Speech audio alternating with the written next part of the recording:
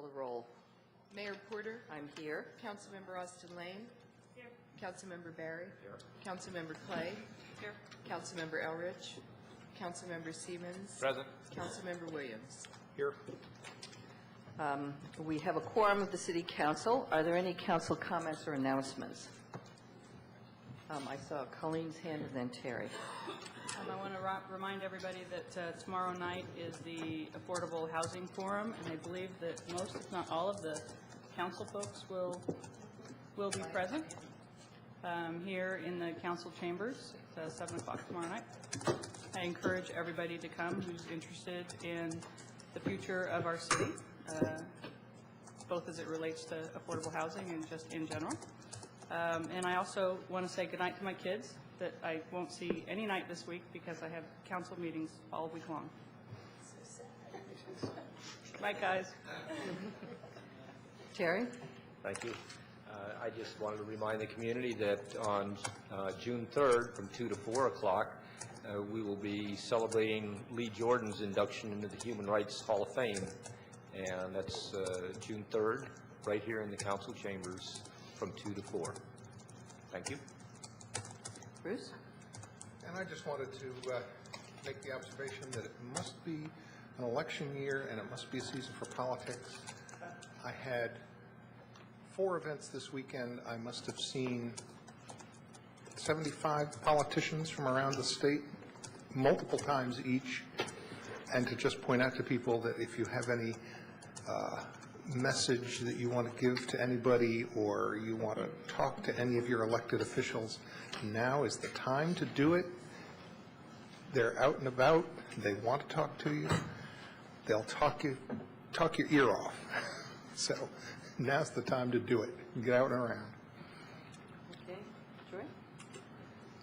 Something that took place at the Sligo Creek Elementary School a week ago, I wanted to mention to the council because I'm really proud of what role we had to play in this.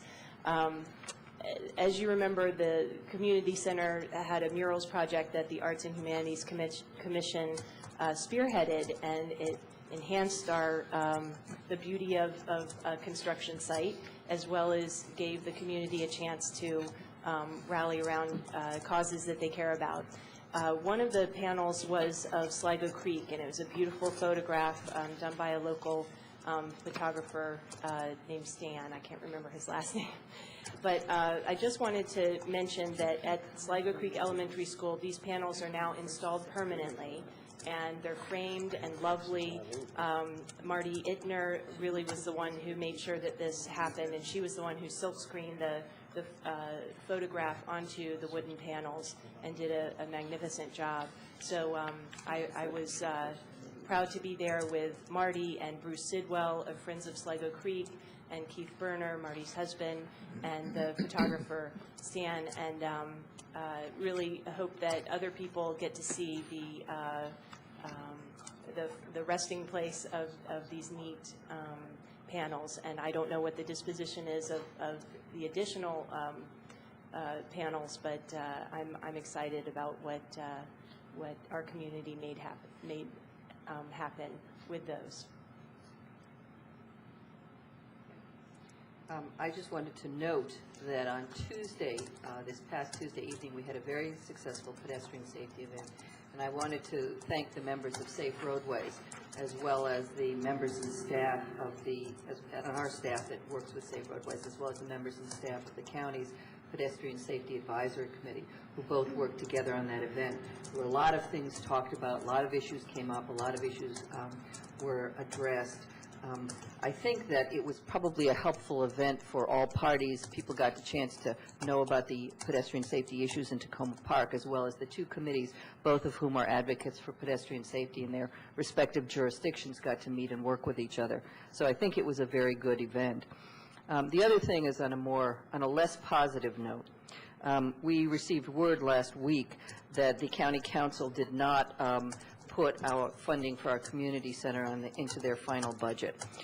We still, it looks like, still have a chance to get it in the supplemental budget, but it won't be in the final budget funded by the County Council.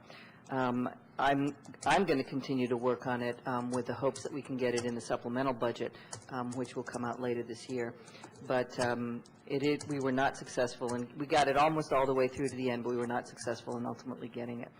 But I know that there has been some good support for it, and we have already heard from some county council members that they are now getting phone calls. So if you are sending phone calls to county council members expressing your disappointment, that your phone calls and your emails are being heard. Anything else? Okay. We are going to move on to adoption of minutes. And I understand that Bruce wanted to bring up an issue. I'd like to move the minutes of May 1, and I'd like to hold the minutes of April 24th. I have some substantive issues with those minutes.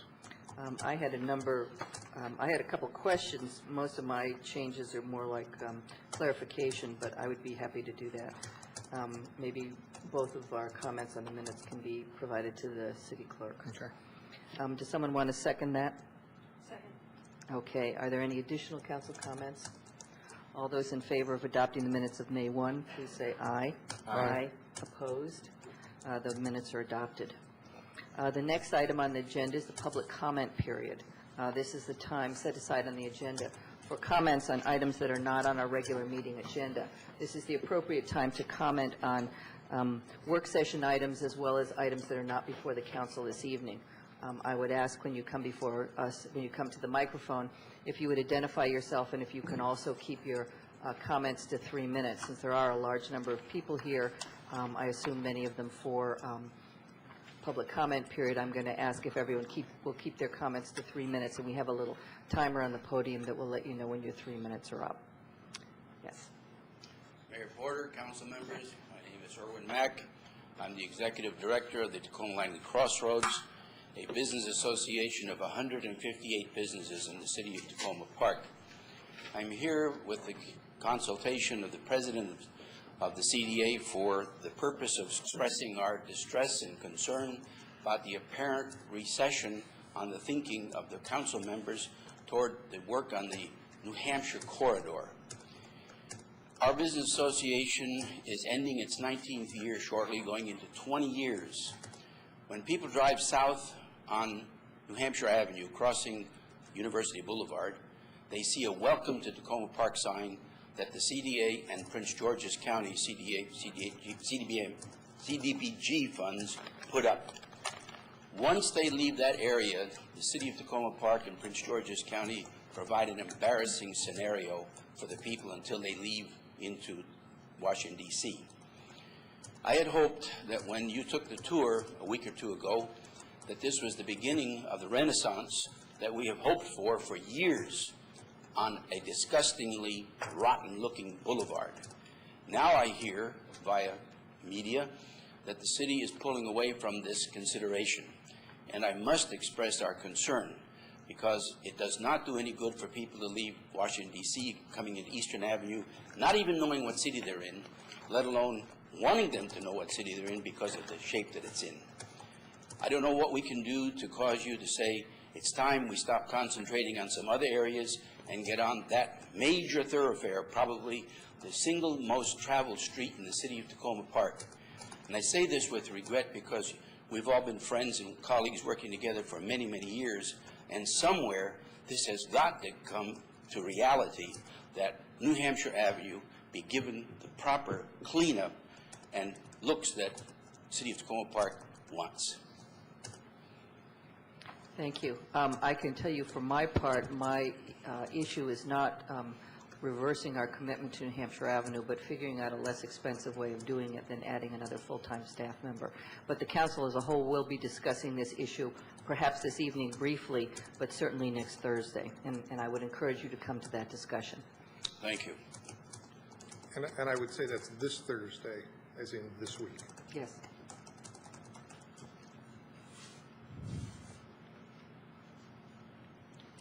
Good evening. I'm Seth Grimes, 7300 Willow Avenue in Ward 1. Speaking just for myself, I want to echo Erwin Mack's concern about the marshaling of forces from whatever source, the city or through city, the agency of the city from other sources, for the very important work to improve the New Hampshire Avenue corridor to the benefit of all of Tacoma Park. I'm president of the Old Town Residents Association, speaking both for myself and the Residents Association. I ask you to approve funding of $75,000 for the Safe Tacoma initiative, which would help secure another very important business and residential district in Tacoma Park, the Old Tacoma area, in cooperation with the District of Columbia. The residents of the Philadelphia Eastern neighborhood, which is covered by OTRA, under our previous president, Wolfgang Mergner, who I'm sure will get up and speak for himself, approved a resolution over a year and a half ago calling for, among other things, cross-jurisdictional, cooperative, prevention-focused policing, working with the District of Columbia. The members of OTRA are very much in support of public safety concerns, meeting public safety concerns all throughout Tacoma Park. This effort would not denigrate, one would hope, from efforts in Tacoma Langley Crossroads and any of the wards of the city, along Flower Avenue, where recent crime incidents have illustrated the need to bring the police to full staffing. OTRA resolutions have covered those issues as well. We're here tonight, however, to ask you to approve that funding to match the expected funding from the District of Columbia in favor of Safe Tacoma. Thank you. Thank you. Anyone else? Let me just briefly add my own voice to that, urging you to support the Safe Tacoma initiative. You have on your, in front of you, a letter from my wife, Sarah Greene, who unfortunately couldn't be here. She's the ANC commissioner for the adjacent area in D.C., one of the adjacent areas in D.C. We've lived around here over on Piney Branch Road, just a block and a half inside D.C. for over 30 years and have always, from the days back when the Folk Festival was founded and we were part of that, we've been back and forth over the line almost every day and never felt that that line meant anything to us other than that's the dividing line, not the dividing line, that's the middle of our neighborhood. It doesn't divide anything, it just brings us all together. I would hope that you will all do what you can to help the police work to bring us all together and have cooperation. A few nights ago, we were driving home after dinner and driving down Piney Branch Road, we saw dozens of police cars shooting up the road. We all know about what happened. They did finally catch the people they were looking for. And that kind of cooperation is certainly something that we have to work toward and do everything we can to foster. And so I hope, as Seth said, that you will support this. Thank you. Richard, could you formally identify yourself for the record? I am sorry. Richard Holsager. I live over on Piney Branch Road in Ward 7 of Tacoma Park. Thank you.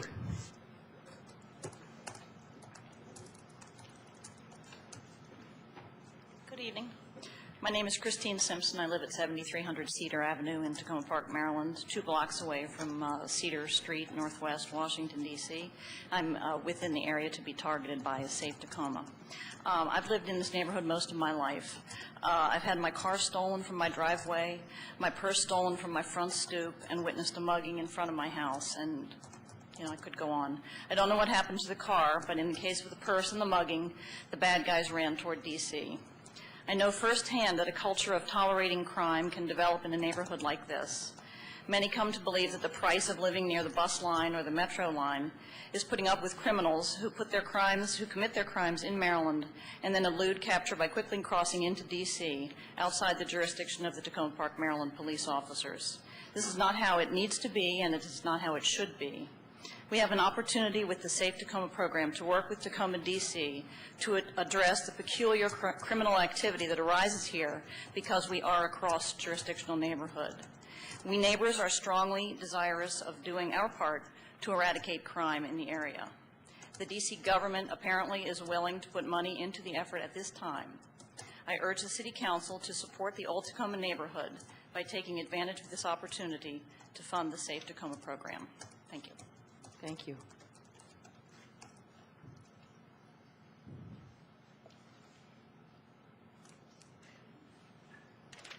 Good evening. My name is Chantel Warsaw. I'm a resident of Maple Avenue.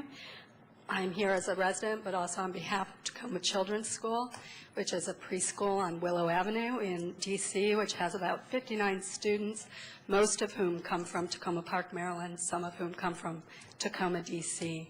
That school, along with everyone who lives around the metro, has experienced crime among its own families in broad daylight, assaults on a grandmother of a student, difficult for a school to experience. The school keeps its doors locked at all times due to the crime situation in the neighborhood. You should have all received a letter from the director of TCS, Marnie Jones, who unfortunately couldn't be here tonight. The school, which is in the district, as I said, is very much desirous of the Safe Tacoma program happening soon, hopefully happening tonight. I would like to add, as a citizen, my own support for Safe Tacoma, and also full funding to get a full force of police officers, and doing everything we can to retain and recruit officers. Those expenditures, both Safe Tacoma and the police department, are much more important than anything else the city does. So I hope you'll keep that in mind with your budget considerations. Thank you. Thank you.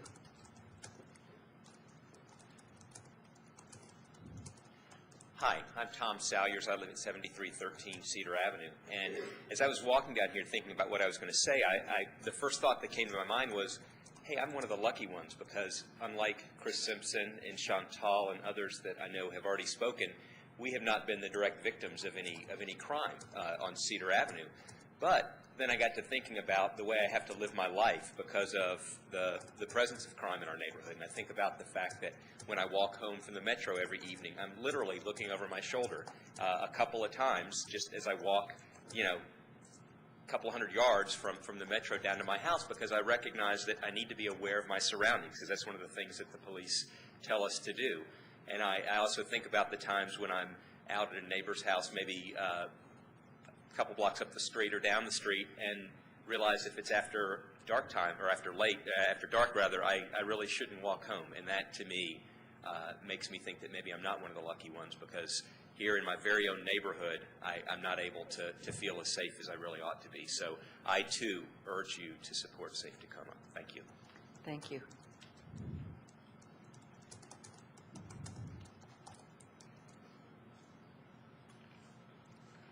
Hi, my name is Jennifer Glimsher. I live on Willow Avenue. I didn't know I would be talking in front of this many people, so bear with me.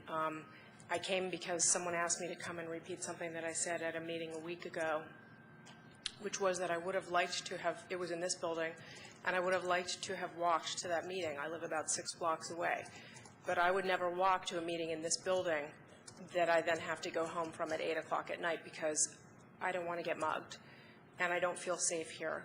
I spent a small fortune to buy my house, and I've been putting money into it ever since, and I've lived here a year. But honestly, I've already started to look around about whether or not I could get my money back if I sold my house and moved out. I think the crime here is really a serious problem, and I'm not used to this. I mean, I have an alarm system, thank goodness. Otherwise, I really wouldn't feel safe here. And I'm, I guess, one of the few people that supports the developments of the condominiums at the metro, although I don't speak to the issue of scale because I don't know enough about it, and the condos where Taliano's is going to be and where the truck leasing companies are now, because I feel that when there are more residents here and more people walking back and forth from the metro, it will be safer, there will be more people on the streets. I can walk to the metro, I could take the metro to work, but I drive because I wouldn't feel safe walking home from the metro at night. So I do think it's a problem, and I think it's very important and it needs to be addressed. Thank you. Thank you.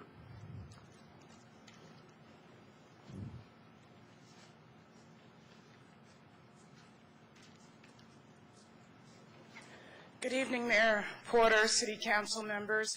My name is Mary Carter Williams, and I live along the Eastern Avenue corridor between North Capitol and Kansas Lane. I am here to personally say that my family has been very fortunate for the past 30 years because we've never had any problems with robbery or anything like that. But I am aware of robberies along that particular corridor and other kinds of assaults and incidents that have occurred along or within the metro area. But more importantly, tonight I'm here to represent Pinecrest, the Pinecrest Citizens Association. Nellie has asked me to assure you that the Pinecrest Citizens Association does indeed support Safe Tacoma.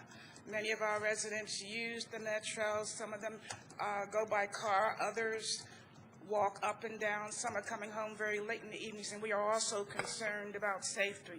We want you to know also, like many of the other persons who have spoken here tonight, that safety is one of the most important indicators of the quality of our community. And we indeed want to ensure that everything is done to promote that important element of this community so that we can all live a more comfortable life. Thank you so much. Thank you.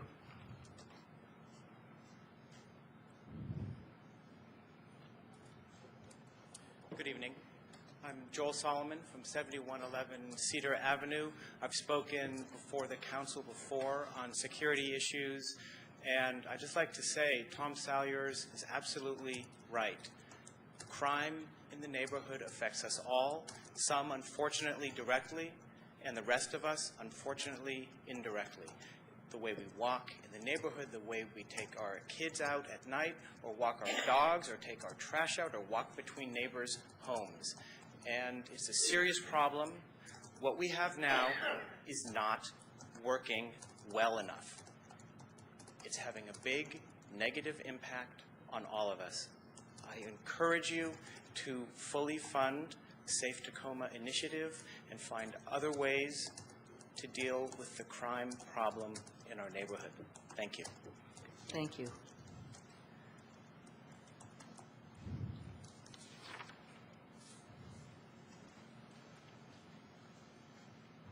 Good afternoon. My name is Antonio Maribel. I live in 1115 Kingwood Drive, Tacoma Park, Maryland.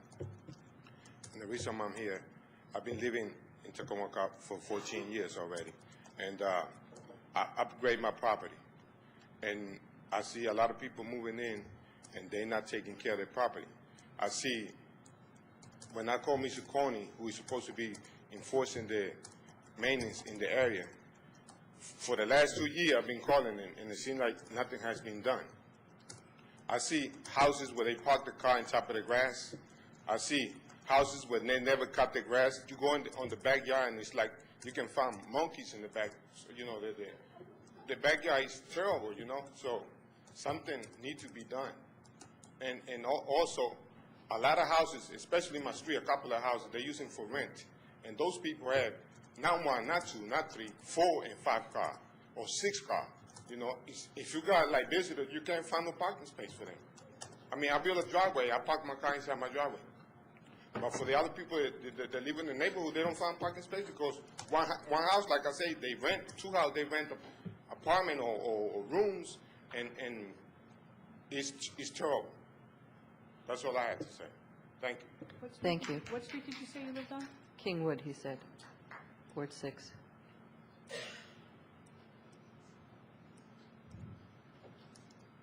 Good evening. My name's Rachel Neild. I live at 7122 Maple.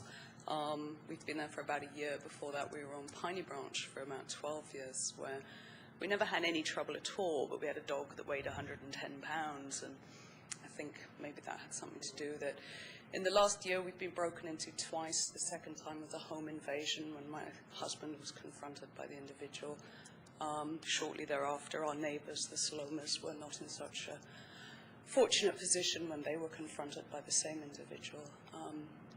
I have to say, I think that the Tacoma Park Police Department did a really outstanding job. Their response, they're keeping us informed, and then capturing that person after he broke into the Salomas' house was just terrific. But it's just very alarming, as other neighbors have spoken here, about the number of incidents that seem to be happening. And on Saturday night, my daughter ran out the front of the house when she heard a car crash and saw the police tackle and bring down the individual. Now, we've lectured her that if she hears things, she is not to run outside their house. A person could be armed, there could be gunfire. I really, I never dreamt that I would have to be telling my kid that kind of thing living in Tacoma Park, to be honest. Maybe I had an over-idealistic vision, but it's really disturbing. And I just really endorse the funding for Safe Tacoma. I mean, I understand that the Safe project's been quite successful. I have looked a little bit at some experiences through my work in other cities, and both cross-jurisdictional work, but also work that brings together different agencies, probation services, correction services with police, and courts. The justice system have got very good track records of success in targeting and bringing down recidivist and youth crime in particular. So I think this is an initiative that really warrants funding by Tacoma Park, and anything we can do to make sure that DC comes through with its amount as well. So thank you. Thank you.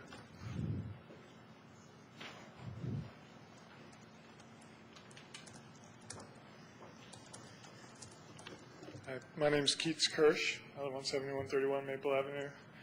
I'm going to read prepared statement because I'm too nervous to speak off the cuff. Just like to speak to the Safe Tacoma initiative. In many ways, the Old Town Metro area is the heart of the Tacoma community, what we call Main Street Tacoma. We have an attractive walkable town center with access to mass transit.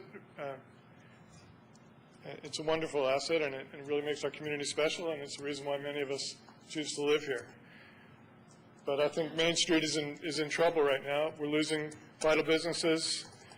Many of those that remain are struggling. Some of the new developments that have been announced have been stalled or canceled. Some of them are cutting back on their retail component, which I think is crucial for building the community and making it a more safe place.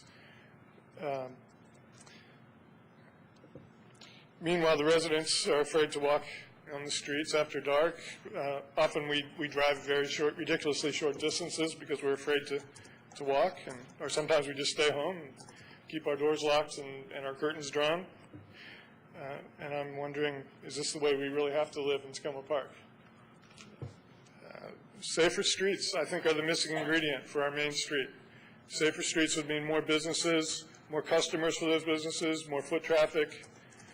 This creates a virtuous cycle of increased tax revenues for the city and improved quality of life for the citizens.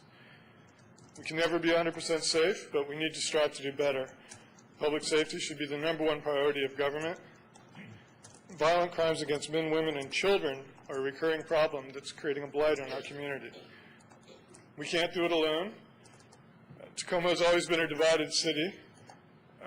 People worked very hard and long to unite the Maryland side of the border, but we will always have to deal with this bureaucratic hurdles inherent in having one town in 2 states.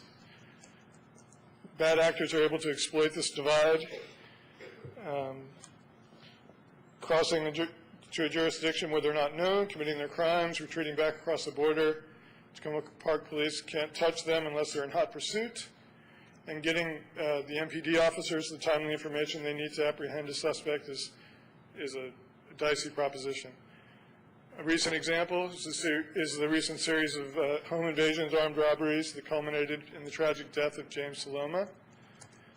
A young offender from the district was able to repeatedly rob homes on the Maryland side of the border over a period of several weeks, and he was only apprehended after Mr. Saloma's death triggered a major cross-jurisdictional effort. As a neighbor of the Salomas and another one of the victims of this same crime spree, I urge you in the strongest possible terms to take the steps necessary to facilitate and improve this kind of cooperation. Don't wait for another tragic death. Just this past week, 2 more armed robberies occurred in the area, including one right in front of the Saloma's house. And I'm out of time, but I have my written statement that I'll give to the city manager if that's okay. Thank you. Appreciate that.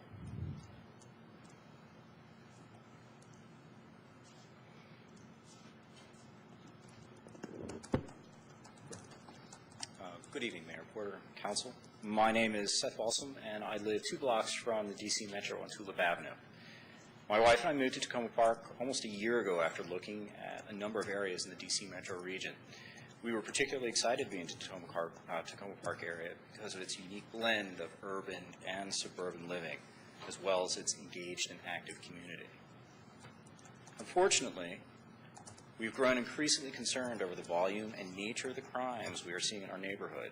Forced entries, muggings, auto theft, armed robberies, and a death have all occurred over the past few months and showed little sign of abating. While we realize that there are no truly crime-free zones, we are worried that crime is gaining momentum and is nearing a tipping point where its impact grows on the individuals, the community, and the overall feeling of security. In the few public forums held to discuss these incidents, we have heard police and community leaders from both jurisdictions say that a program that facilitates communication between D.C. and Tacoma and among the many public agencies involved in those communities would be helpful. I'm here tonight because I want you to know that I support the allocation of $75,000 in the Tacoma Park budget for Safe Tacoma. In my opinion, it will give the public servants charged with managing crime the resources they need to handle the complex issues associated with public safety for a border community. Thank you for your time and consideration. Thank you.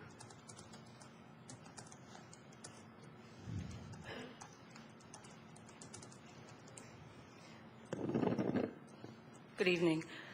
My name is Cheryl Brew. I'm resident on 1113 Jackson Avenue, Ward 6. And I'm here tonight just to let you know that a very important issue that has come to my attention, I saw it as part of the original proposal in the budget, an additional code enforcement specialist now appears not to have very much support. And a lot of people are here tonight speaking about things that relate to basic needs, and I feel this is one. Our neighborhood is going downhill. It's continuing to go downhill, and I really believe that more prompt and consistent code enforcement would help, and I really urge you to support this and other basic needs that residents are calling for, and this is one. Our neighborhood, I really hate to see it go to pot like it is, and I, like other people, are considering moving out of Tacoma Park for this very reason. Thank you.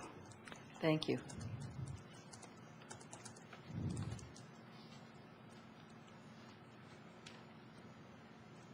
Good evening, council members. My name is Jessie Dovey, and I live at 1113 Kingwood Drive in Tacoma Park. I'm here to talk about the code violations, especially in that block.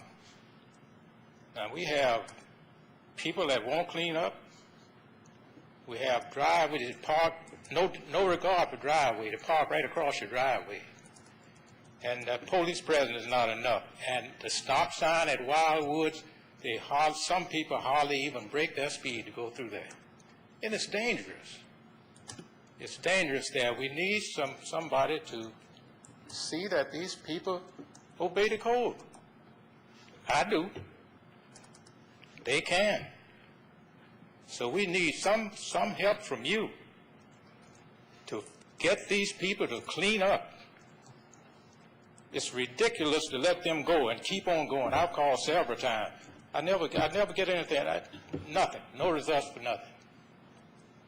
So I wish you would see that something is done about this, because it could be a beautiful block, but as it is now, it's halfway beautiful. Thank you very much. Thank you.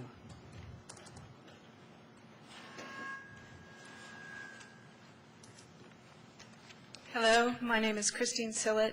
I'm a resident of 1108 Jackson Avenue, and I too would like to urge you to please support the hiring of an additional code enforcement officer.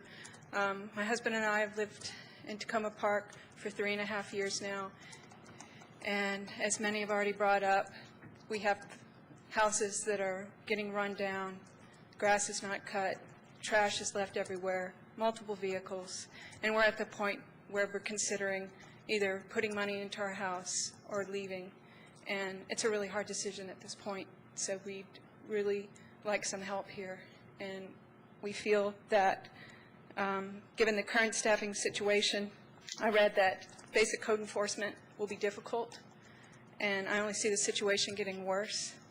So we do need help. So please consider hiring an additional enforcer. Thank you. Thank you.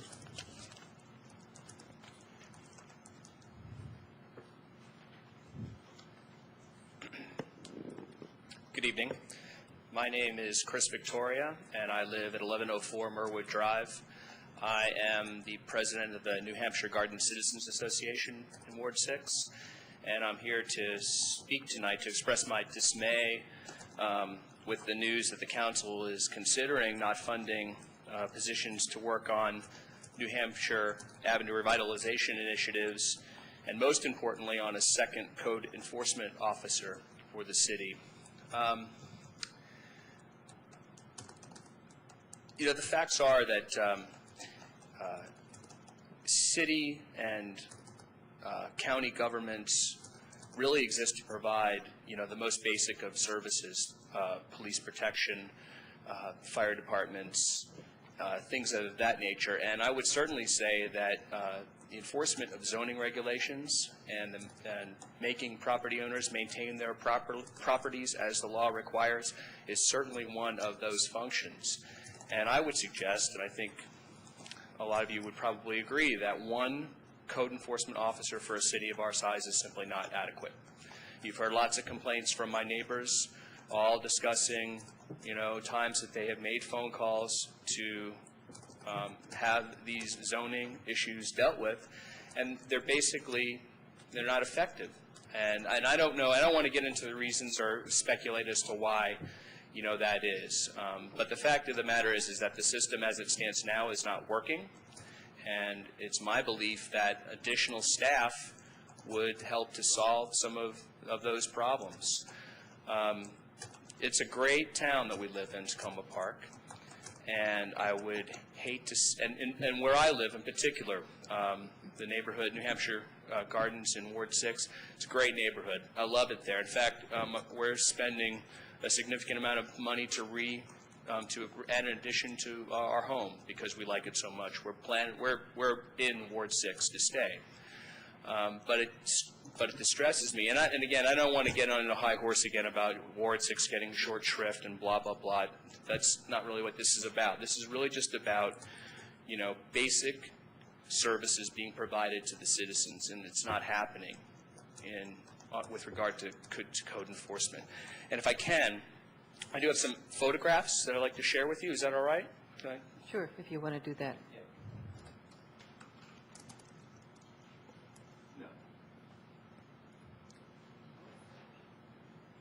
Again, I'm not, these photographs, I'm not intending necessarily to pick on a particular neighbor or whatever. That's not what this is about. These are just examples of the kinds of things that happen to the properties in the neighborhood. You know, uncut grass, trash piles left out by, you know, by the curb for many, many, many days and not being dealt with. Commercial trucks parked in the neighborhood. All of these things, you know, run the neighborhood down, and we beseech you please to help us and help these laws get enforced, and please fund a new code enforcement officer. Thank you. Thank you.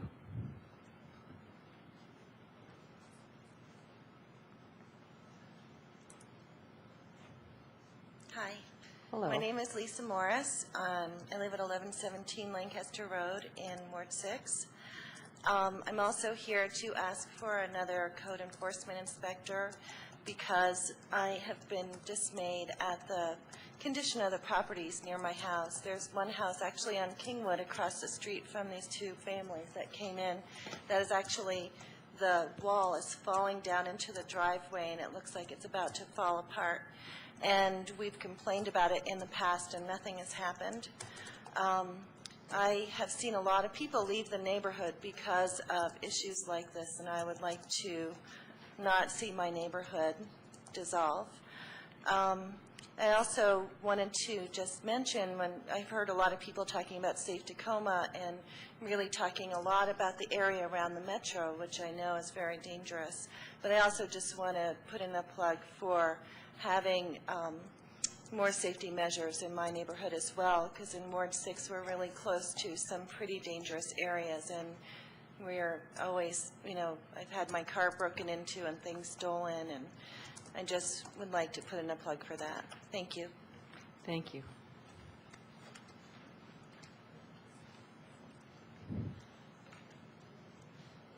Hi, my name is Darrell Figueroa. I live on the 7400 block of Wildwood Drive. I don't know if I have to, I've never spoken at a council meeting, but I came here because I feel as strongly as my neighbors about this issue of the neighborhood going apart. I just moved there 4 years ago, and I'm already thinking, in fact, after 2 years, I started thinking about leaving the area, despite meeting great neighbors. But I'm walking around all the time with my dog, and I see these houses with mattresses in front of the house and broken down furniture, and I mean, it looks like the ghetto in little pockets. It's horrible. It's really embarrassing to me to have my mother come and visit from Jersey, or my sister from Virginia, and that's just not what I thought I was buying into when I moved into Tacoma Park. So I just urge you, if what needs to happen in order to address this is another code enforcer, then I just ask that very strongly, encourage you to put the money into that. I thought that it would be a health issue. I've tried calling different departments of the city and not gotten any response, but it really is embarrassing, and it just adds to the, when it starts to get run down, then you start to have more criminality and muggings and all of that stuff, because those kinds of things go hand in hand. So please make sure that you consider those issues when you're setting up the budget. Thanks. Thank you.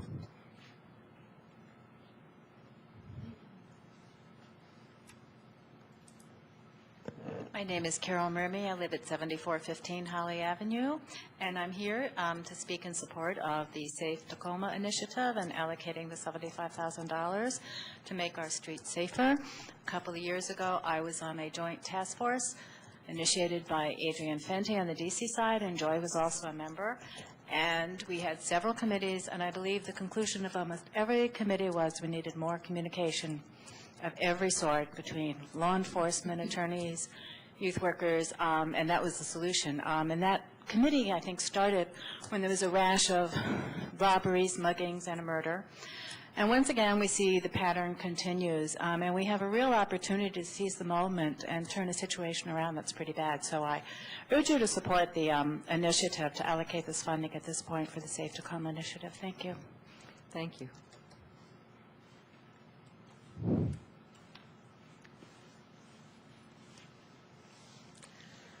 Hello, I'm Faith Wheeler. I live in Washington, D.C., Tacoma, D.C. for some 27 years now. I'm an ANC commissioner in 4B02, which is in around the 4th Street commercial district, including the library, community center, the north part of it, and that area Tacoma Theater, and several churches. I was co-facilitator of the anti-crime task force that Carol Murmy just spoke of, which was a joint effort, as she mentioned, between Tacoma, D.C. and Tacoma Park, Maryland, boosted by Joy Austin Lane, our council member here, and Council Member Fenty of D.C., Ward 4. As you know, the impetus for forming the anti-crime task force was the murder of Katie Lynn Hill in Tacoma, D.C., allegedly by a man who had been recently released from prison and had murdered a man and his daughter in Silver Spring, Maryland. So here we have an example of cross-jurisdictional crime right away, or one of the examples that is more, I think, emblazoned in our minds. And so this was a concern that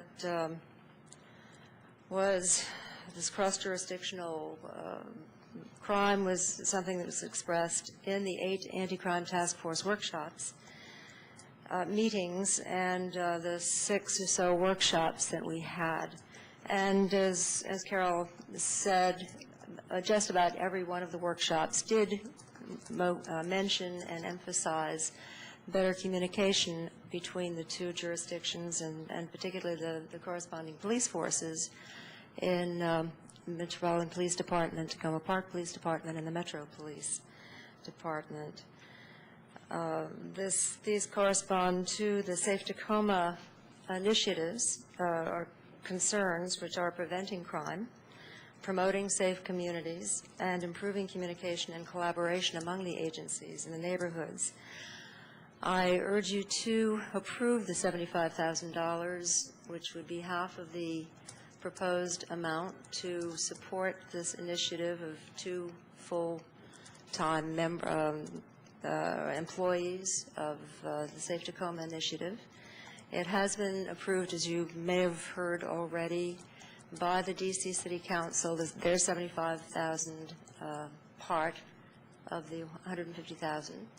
And so you can complete the circle of the other $75,000, and we can be on our way with this focused initiative to reduce crime and prevent crime. Thank you. Thank you.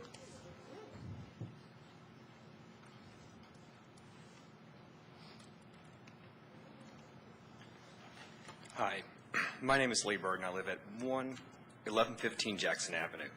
I'd like to ask this council to consider the hiring of additional code enforcement officer for the Tacoma Park area. I bought my house in December of 2003 and have spent over $10,000 in landscaping, drainage, and other improvements to the outside of the house. Like most of my neighbors, we take pride in the appearance of our house and of our neighborhood.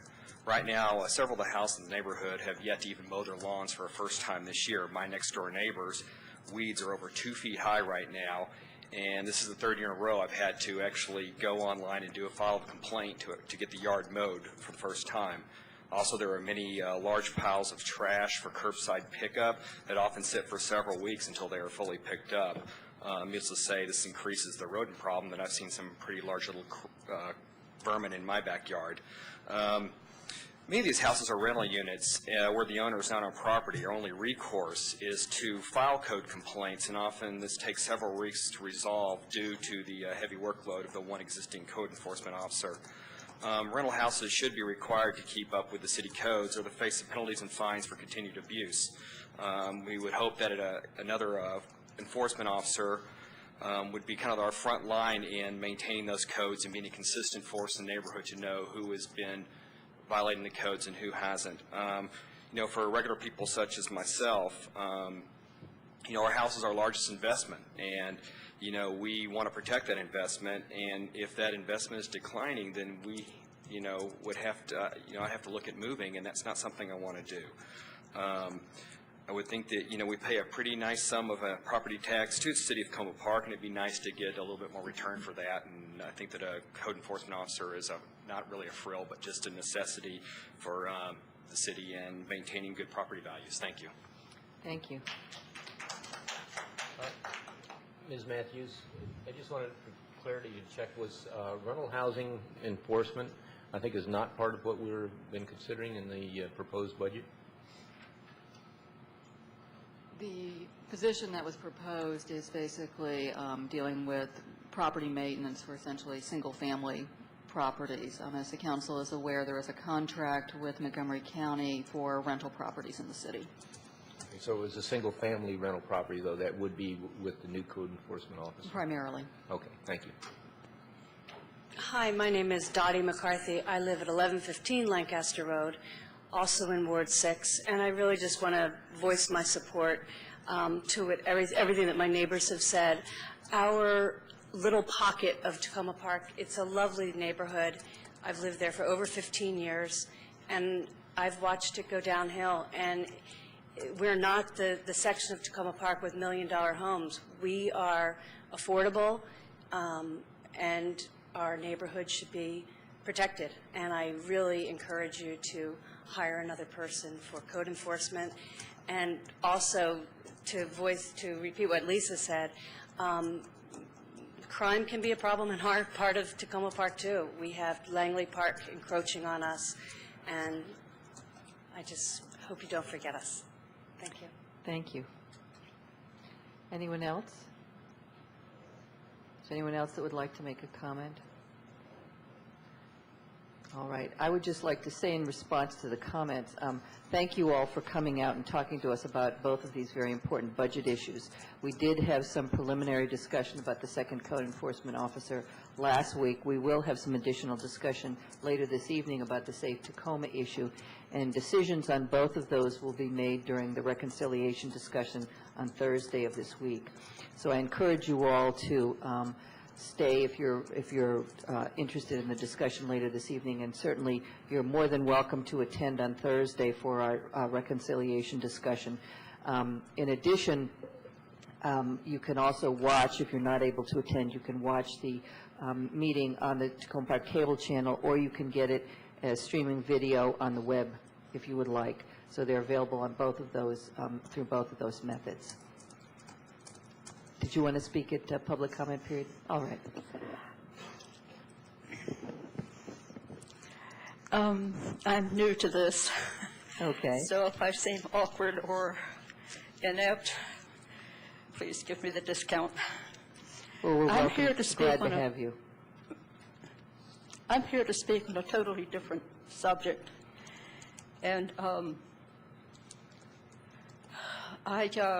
I'm a fairly recent resident in Tacoma Park, and up until recently I've been very happy and felt very fortunate.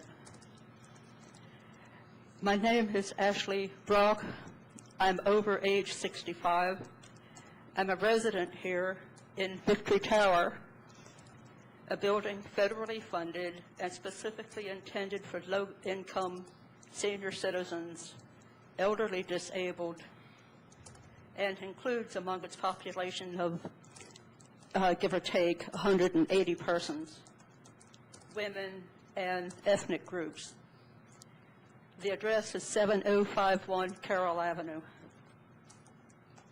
There is in existence an informal elected body called the Residents' Council that schedules and arranges social gatherings to encourage a positive sense of community and hospitality, a congenial service among friends and neighbors. Wonderful, most appreciated, but suddenly all that changed. It went into eclipse. The Residents' Council has changed its character, and the otherwise routine good faith of the residents in the elected council has been seriously and massively abused. Rights which may not be vital to a friendly social organization of informal elected persons, we find suddenly abridged, outright denied, as a now runaway council pursues its own agenda.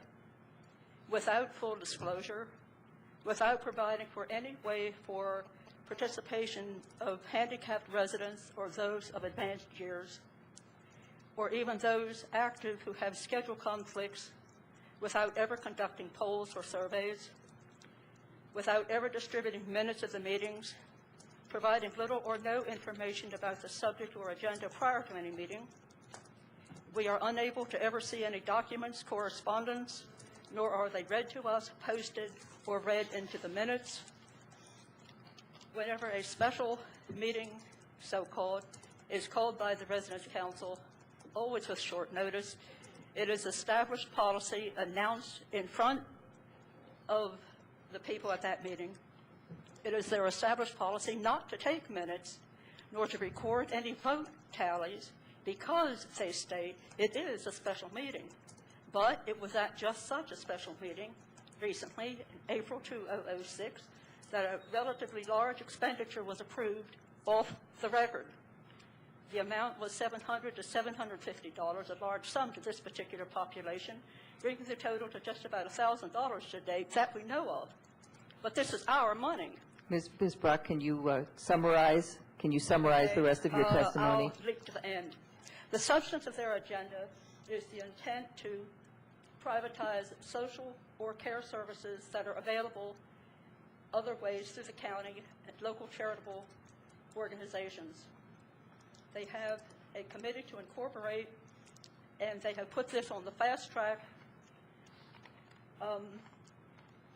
That puts the stated objective itself as suspect because the services are available in other ways, but they want to incorporate, allegedly to get grant money in order to pursue this.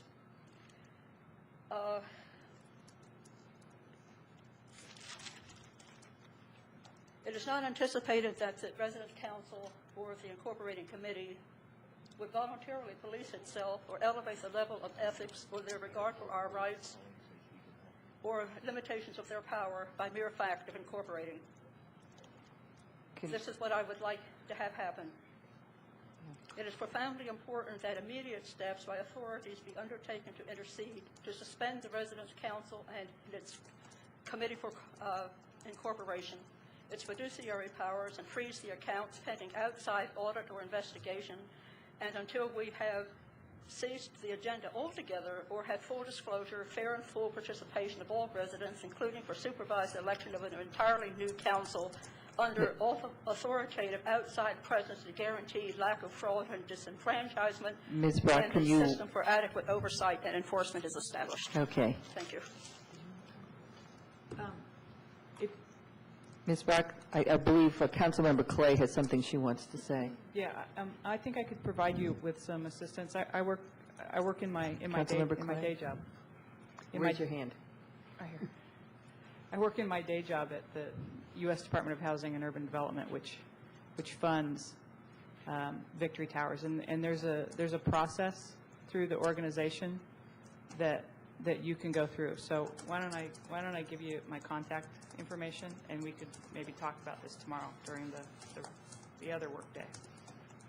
All right. Is there anyone else that would like to speak at this point? All right. If not, we will move on to the next item. I wonder how many comments the city manager wants to cover at this point, because I know we have a number of people waiting for the next item. Yeah, it can actually be very brief, if that's okay. Just a few items related specifically to the community center project. As the council and the community may have noted, some of the corrective measures that James F. Knott needs to do to correct some problems in the parking lot got underway today.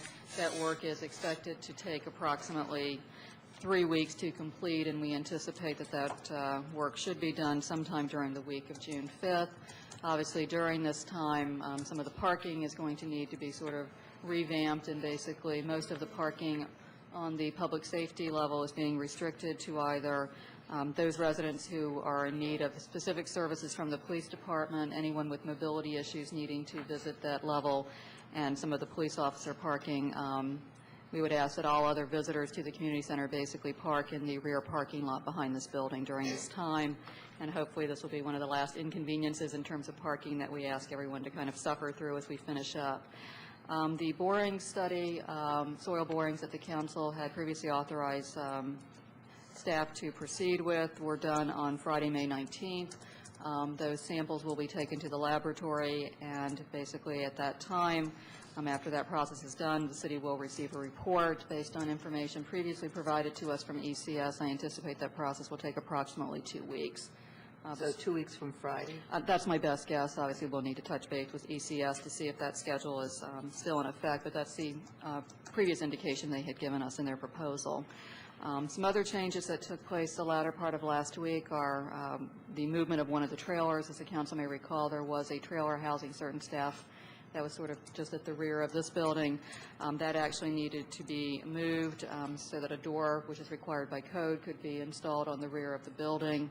So that process, in terms of the door installation, did get underway today. As the council may recall, and I previously reported, there was a mediation session today with James F. Knott Construction Company, primarily dealing with proposed change orders filed by their mechanical subcontractor, PowerMax. Like any mediation, it is a confidential process. I am bound by a confidentiality agreement, as were other participants. The long and the short of it is, however, there was no agreement reached on the items that were the subject of today's mediation. The mediator did indicate that he would call both parties in the next few days to see if anyone had changed their position So we'll kind of see where it goes from there. The last item, and on a happier note, and I think it's a good segue to the items that are coming up, is just to advise the council that the Tacoma Foundation did approve the city's application for a $21,000 grant for Phase 2 of the community center project, and would be used to pay for furnishings for the teen lounge, the dance studio, and the game room.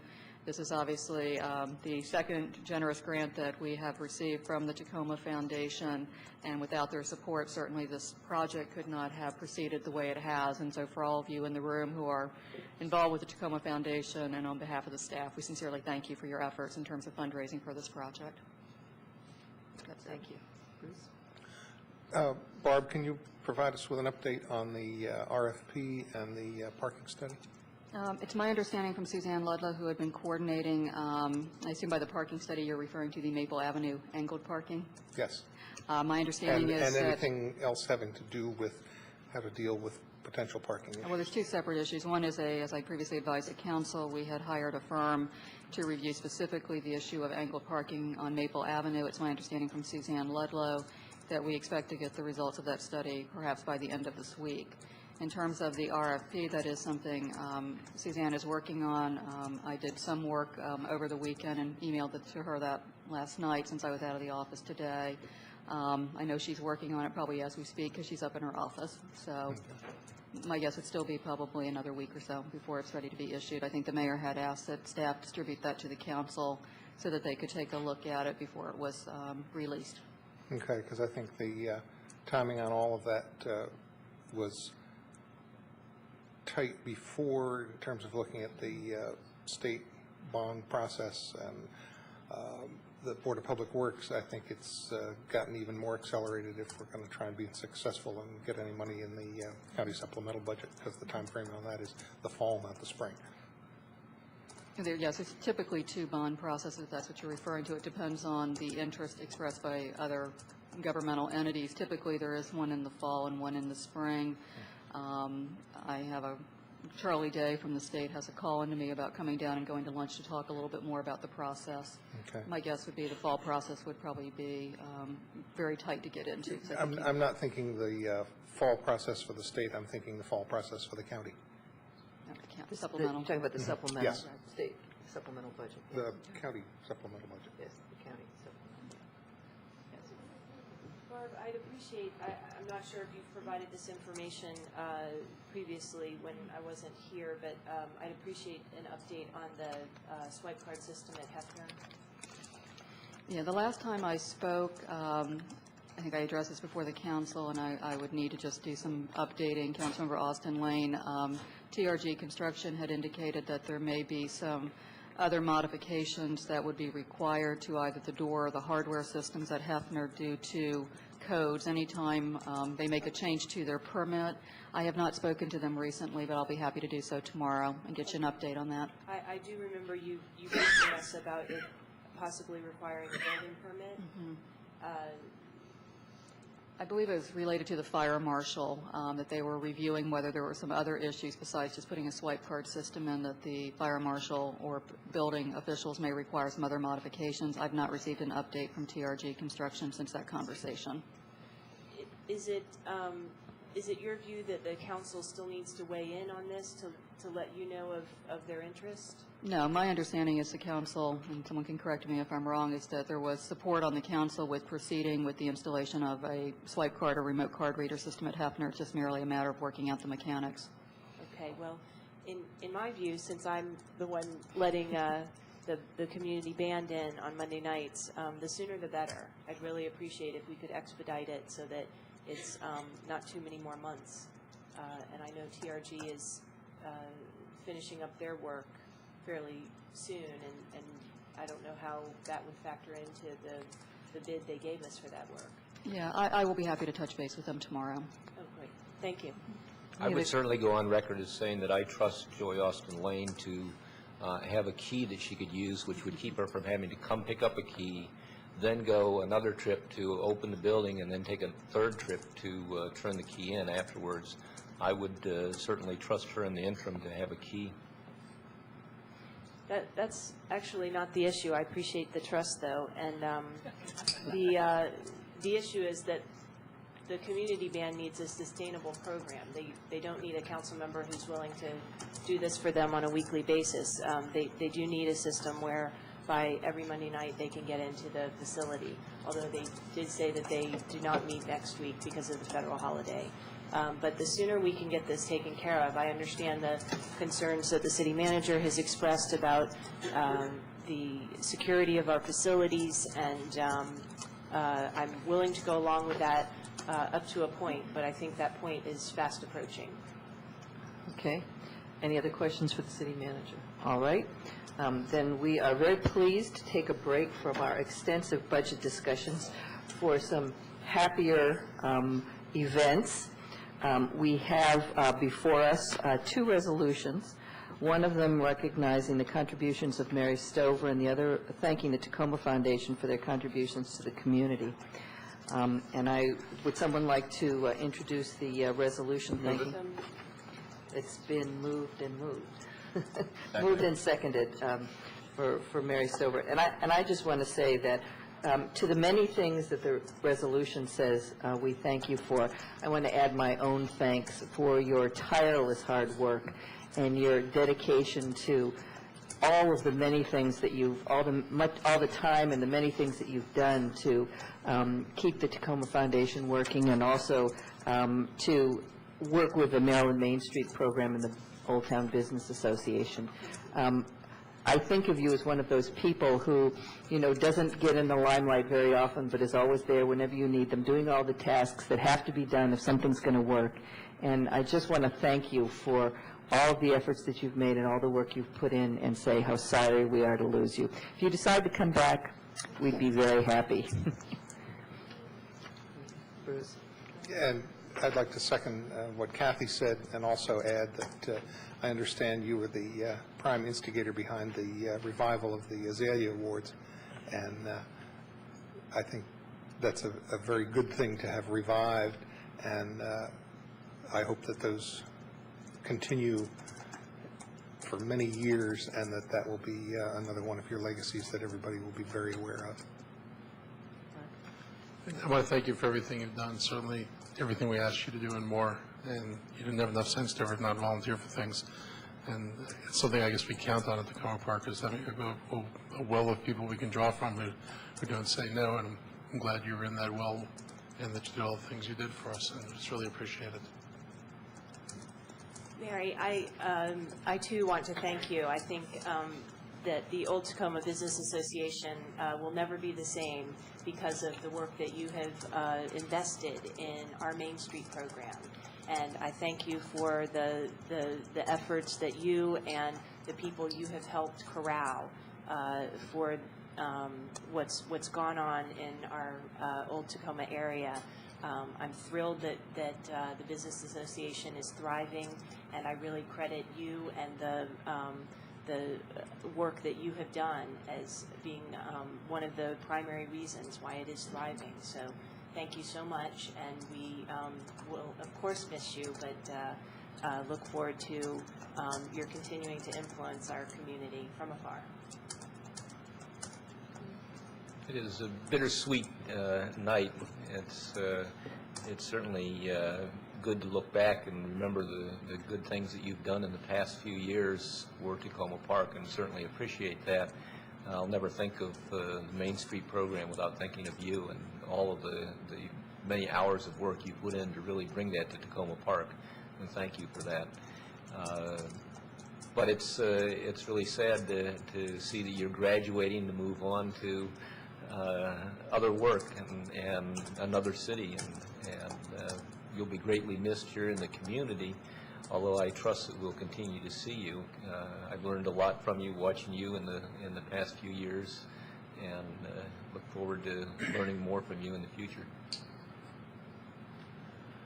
Well, you're a citizen and neighbor in Ward 2. Clearly, you are loved by everybody in the city.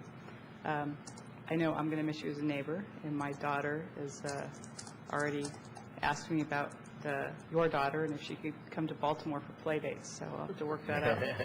And I want to echo the mayor's sentiment that anytime you want to come back, we'd love to have you back.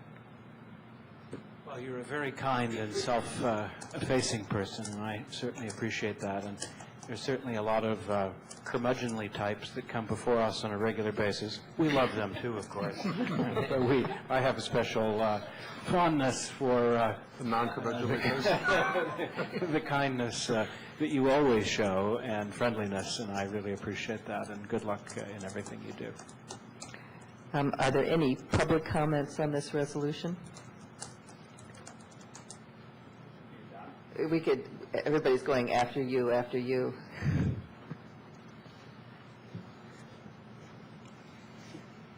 Good evening, Mayor and Council. I'm Eric Bond. I'm the publisher of the Tacoma Voice, also a member of the Old Tacoma Business Association, and I'm on the board of the Main Street Tacoma program. I'm a graduate of the Impact Silver Spring Community Empowerment Program, which Mary was also in that program with me, and Terry. I'm a past president of the Tacoma Foundation and member, and it was when I was president that we held the first Azalea Awards.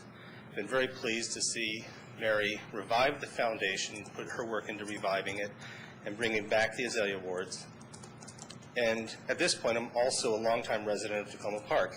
I don't know how 18 years got by, but somehow they did. In all those capacities, I'm here to thank the city for recognizing the Tacoma Foundation and specifically Mary Stover for embodying the qualities that make Tacoma Park a hometown that I am proud to live in and that I'm proud to raise my daughter in. As you know, Mary and I co-hosted the recent Azalea Award Gala, an evening that demonstrated that Tacoma can be solar-powered, wind-powered, and quite possibly star-powered. If Mary's outfit is any indication, not to mention Terry and Joyce Siemens. Mary really pulled that event together, and it was a great opportunity to recognize Tacoma Park as an organic hotbed of arts, environmentalism, volunteerism, and other progressive hometown values. I feel that Mary has given this city a lot to live up to. The original intention in the Azalea Awards was to use the azaleas as a symbol of the history of Tacoma Park, as they do have a historic place in the city, but also that they symbolize something that is hardy, perennial, and blooming, and I think all three of those descriptions easily fit Mary. So just want to thank you for recognizing the Tacoma Foundation for what it's done over the years, and we'll miss you, Mary.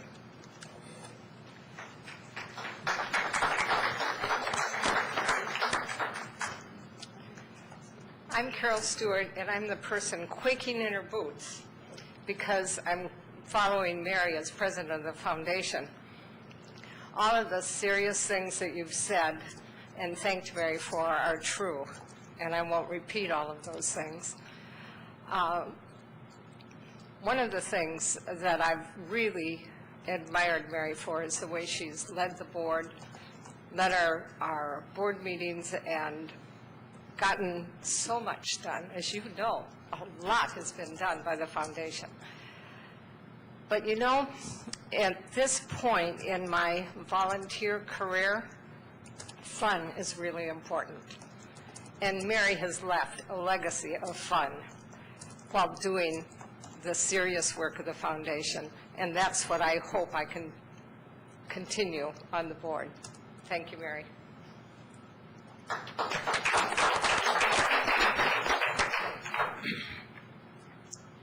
And I am Pam Larson, and I'm the new vice president of the Tacoma Foundation. We have this transition plan here in place, I guess. But boy, are we going to miss Mary. And I just want to say for the little over 3 years that I've been on the foundation board, exactly what Carol said. It's been a fun, way to give back to the community, and Mary just sets a great example for taking some very complicated goals and activities, breaking them down into the pieces so that when she starts delegating, there's just no way to say no. And that's a great, given how busy we all are and how we all do want to help our community, she made it possible and set a standard for us all. And every time we had an event, in the 3.5 years I've been on, we've had silent auctions. The Azalea Awards were just mentioned. It was really a great time here. And of course, the Oldies Dance and the open house for this building. And our focus on all of the fundraising, the grant making for all of the wonderful community organizations that have given us proposals and will continue, has been a wonderful way to say our Tacoma Foundation is ours. It's a community fund. It's one we should all participate in. So Mary would always say, now who's going to be asking people to join the foundation? So I feel like I should do that right here and just let everyone here and who's watching know that the Tacoma Foundation as a community foundation is one that you can be a member of, and your memberships then help us channel your monies to groups that really need our help, and we'll vow to continue that with Mary's great legacy here and all of you involved. Thanks.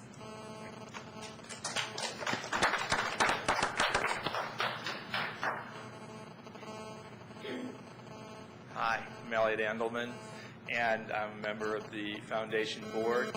And I really just will be very brief, but Mary, we're going to really miss you. You've been a spectacular president. And I want to invite you back to the Oldies Dance. Make sure you'll come to the Oldies Dance with you, and we'll all see you there. So I wish you the best of luck in Baltimore, and we're really jealous of Baltimore for getting you.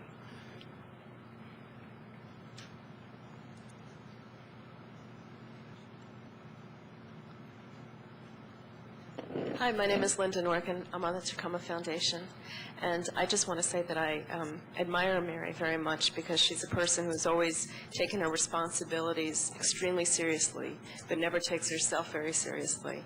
And it's been the perfect combination in a president of a very professional person, yet somebody who was really fun. And our loss will be Baltimore's gain.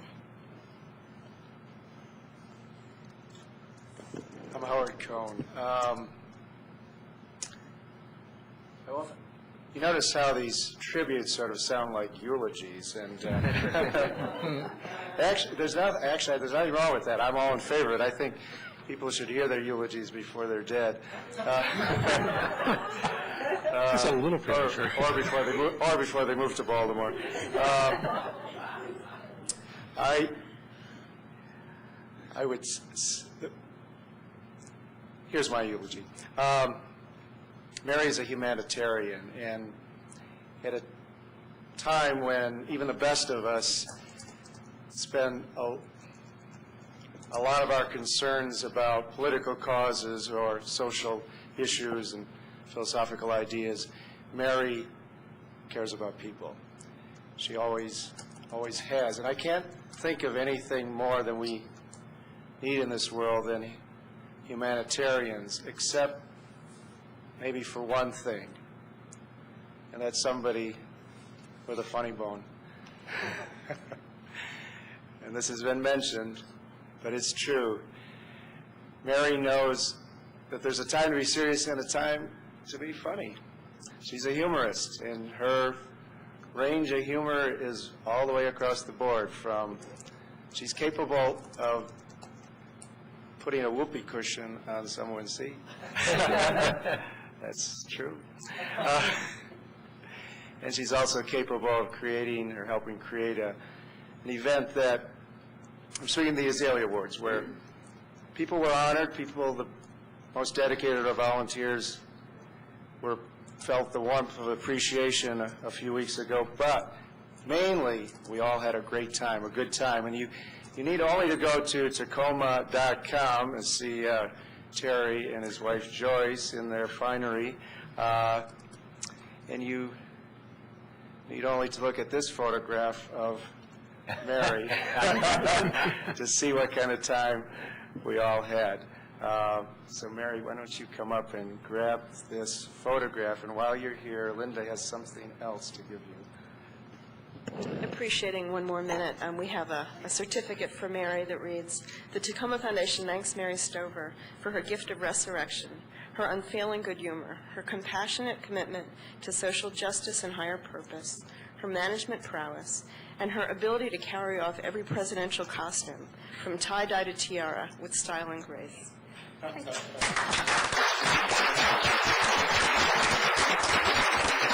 What I would like to do, if there's no one else, I'd like to have a council vote, which I think is we can figure out how that's going to go. And then I'd like to ask you to come up here, and we have another certificate for you, and then I'll give you a chance to rebut. The resolution recognizing Mary Stover is before the council. All those in favor, please say aye. Aye. Noes. The resolution passes unanimously. And I wonder if you could come up here and receive a copy of the resolution.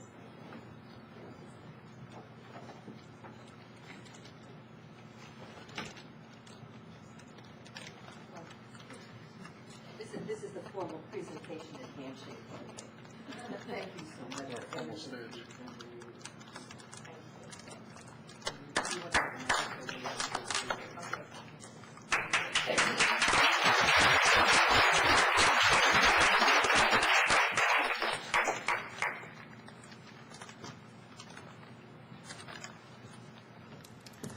I don't want to take much time because I do appreciate that you're already over time in the agenda and it's a long night for you. But I will just say that this resolution says about 20 years that I've been here, and it's only been about 17, but I guess I get 3 years off for good behavior.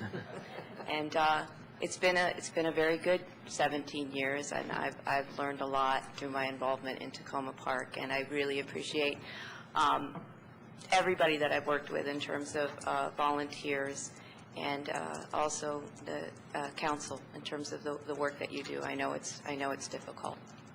So thank you. Well, thank you very much.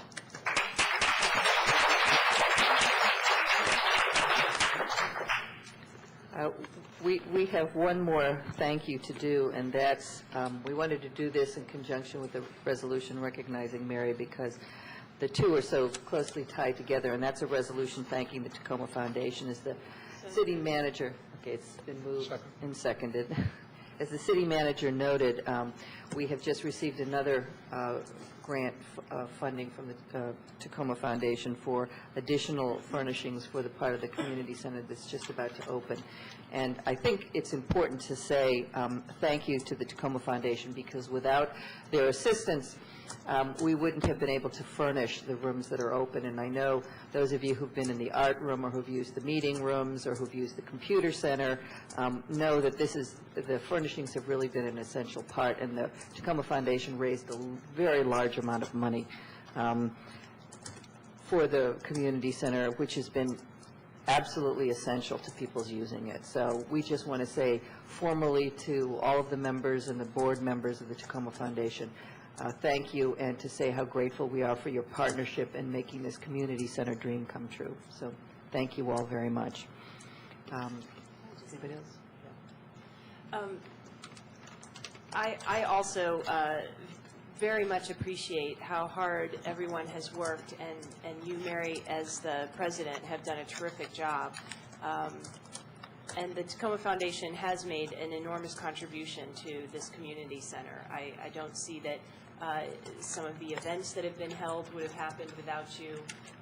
So much of the fundraising has been at your initiative.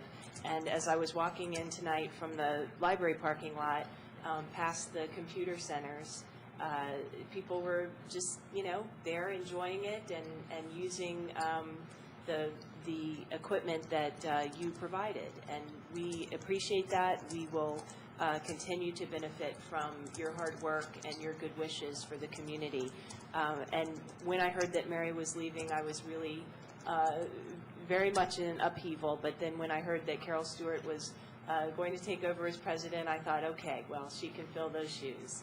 And I think the Tacoma Foundation is in great shape and has been such a beneficial organization through the years, and especially in the recent years, and we appreciate it.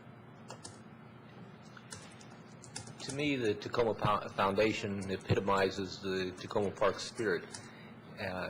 When I think of the Tacoma Foundation, I don't really think of money or furniture, but I think of the way that you've brought the community together, working towards a goal, and actually for several goals. And I'm just really appreciative of the work that you've done. I say it isn't just the furniture, and I don't think the community understands the amount of work and effort and toil that you would put in to try to contribute towards this community center. And the furniture is certainly appreciated, the money is appreciated, but it's your time and your work that's the most appreciated. Thank you. Any public comments?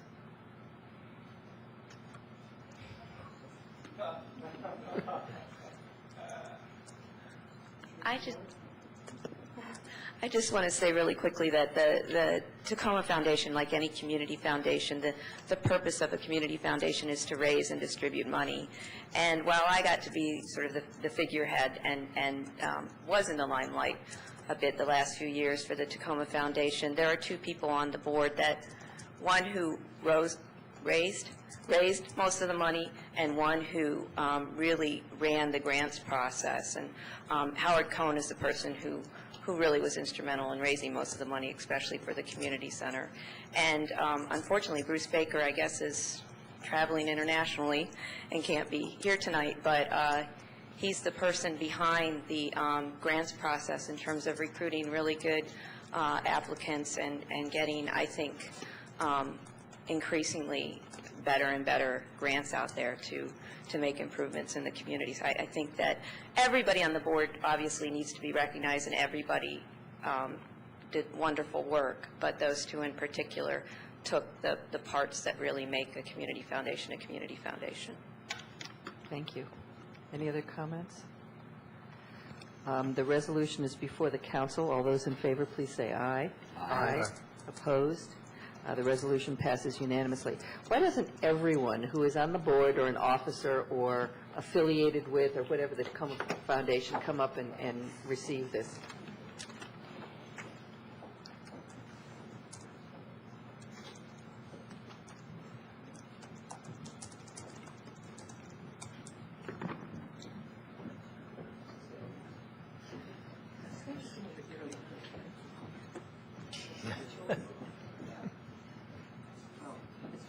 Very much. I know that a lot of people have done a lot of work, and I appreciate all the work that all of you have done, so thank you very much. Good luck in your new position again. Thank you very much. Thank you. Thank you. Thank you. Thank you. Thank you. Somebody want to say something? Thank you all very much.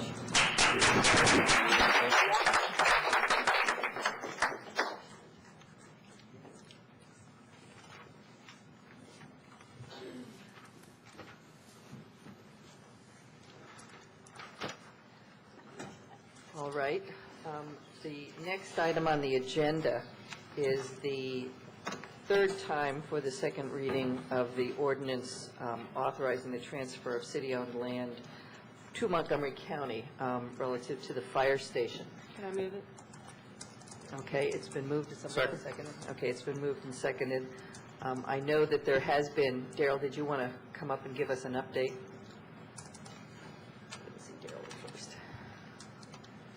We did have a meeting last week with the county with another set of drawings showing the plans to date for the streetscape and the setback of the sidewalk in front of the building. I think those are the areas of some significant concern to the community. It was a very small meeting, but I think it accomplished what we needed it to accomplish, which was an information sharing between the county and those present.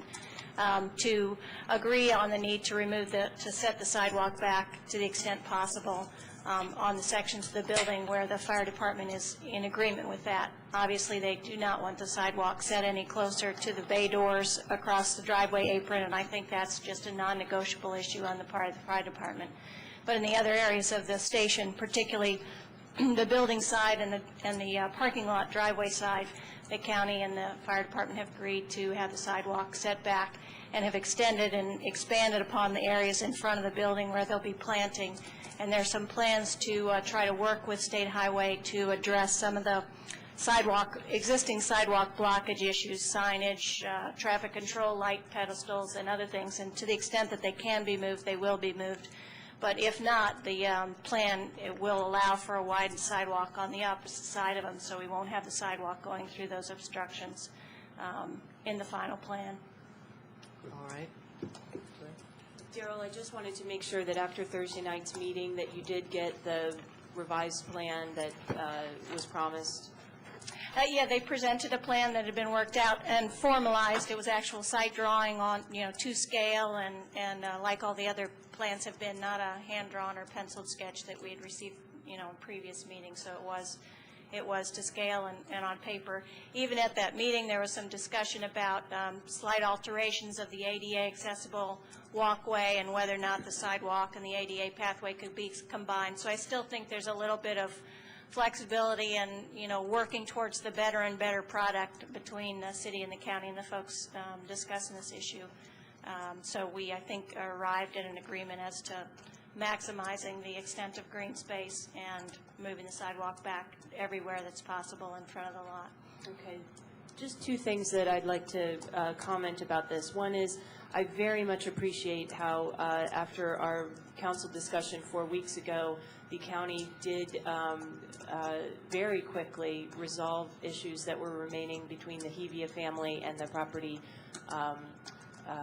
that they will be taking possession of, and I appreciate that. I think that it is one more step closer to getting this project underway, and then on the meeting that just took place, I have heard back from community members that they're satisfied that their concerns have been heard, that probably as much adjustment has been made as possible.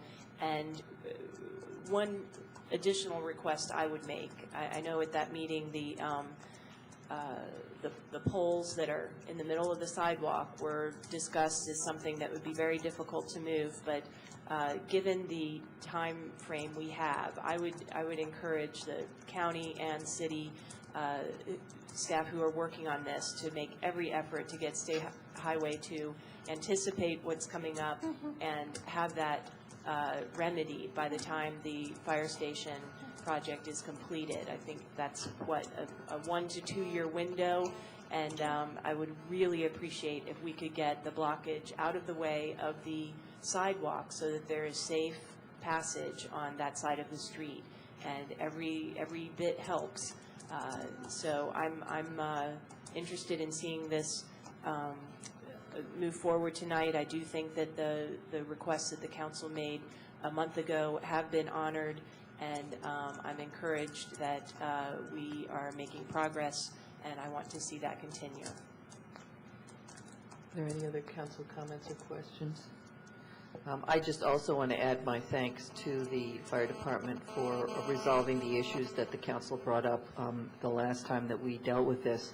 And from what I've heard, I would agree with Councilmember Austin Lane that I believe those issues have been resolved, or as resolved as they can be at this point in time. So I appreciate that. And I'd just like to note that Steve Lamphere is here and recognize any of the additional work that he's put back into this project, a little bit of re-involvement that I'm sure has helped the process along. Thank you. Yes, thank you. Are there any public comments on this ordinance at second reading? All right, seeing none, since this is a second reading, will the clerk please call the roll? Mayor Porter? Aye. Councilmember Austin Lane? Aye. Councilmember Barry? Aye. Councilmember Clay? Aye. Councilmember Elrich? Aye. Councilmember Siemens? Aye. Councilmember Williams? Aye. The ordinance is approved at second reading. Thank you, Darrell. I just wanted to briefly give people a sense of the timeline so there's not any misperception as to Good, this thank you. decision made tonight. The process at this point will be they have to get, the county has to get final HPC approval of the streetscape, which should probably be able to be done at the staff level unless there's any concerns at HPC's point. Then they're planning to proceed for building permits, and they think that'll be a 60-day process to get the building permits. They're still looking or planning as to, once the new fiscal year starts in July, to get the documents out for bid. They indicated at the meeting last week that they would be doing a bid process where they will ask firms to solicit proposals. They will then invite firms to bid based on view from the county that the contractor is capable and able to perform the job. So they won't be stuck in a low bidder situation. They'll be actually soliciting bids based on qualifications of the vendors. And that would be a 60-day process. It takes a month longer than the low bid process. And so then once a bid has been received, it's been accepted by the county, then the construction will start. Earliest that they're looking at, I think, at this point is still fall, and I think that's optimistic. But that's sort of the time frame that we're in, expecting to see something taking place by the fall or winter of this year that will start with demolition of the 7135 house and then the establishment of the temporary station at the municipal building, or the city-owned parking lot area, and then the actual expansion and construction of the fire department will take place in the third piece. Okay, thank you for that timeline. We appreciate it. And just to add to that, I believe the timeline for the construction process, once that starts, is somewhere in the 18 to 24 months. Okay. So yes, we will, and people will have to be fairly patient during that time, because I understand that there probably will be some impact on the street periodically of that construction. The next item on the agenda is a resolution of intent to enter the National Flood Insurance Program. We did discuss this at length, and I wonder if you could just add, as you did before, the information for people who live in the vicinity of the municipal building. Sure. As we did discuss this at length last week, if people do have questions, we've got the package information from last week on many of the details about the National Flood Insurance Program.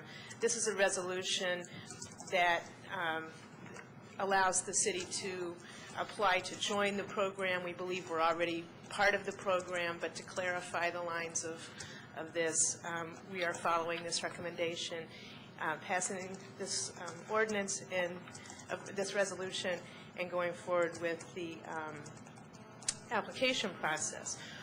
What the National Flood Insurance Program does is allow, the primary use is that it allows persons in areas of flood hazards to purchase flood insurance and to thereby allow some protection of their property.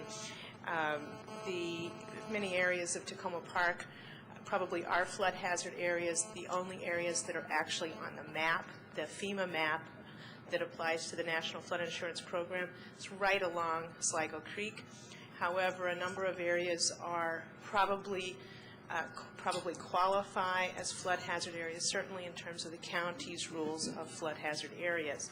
This property, the Tacoma Park Community Center, is in one of those areas, as we have documented, and many of the residential properties near this area would also be affected and are included in that area designated by the county.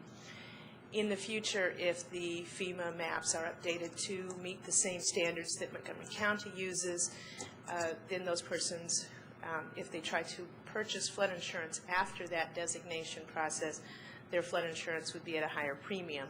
They are allowed to purchase the flood insurance policies now at a lower rate and be grandfathered in at that rate if they continue to pay them. Anybody who wants information about that, please contact me, Suzanne Ludlow, at the City of Tacoma Park. Okay, does someone want to move the resolution? Second. It's been moved and seconded. Is there any council comments on this resolution? We did have an extensive discussion of this on a previous evening. Is there any public comments on the resolution? All right, seeing none, all those in favor of the resolution, please say aye. Aye. Opposed? Resolution passes. Thank you. We are running a little bit behind at this point. Does the council wish to go ahead and take a break, or shall we move on to the next item and then take a break? We're at the point where we usually do take a break in the proceedings, but we are behind our schedule in terms of the agenda. Next item and then break. What do you want to do? We're going to be behind no matter what, so it doesn't make a difference to me. Okay.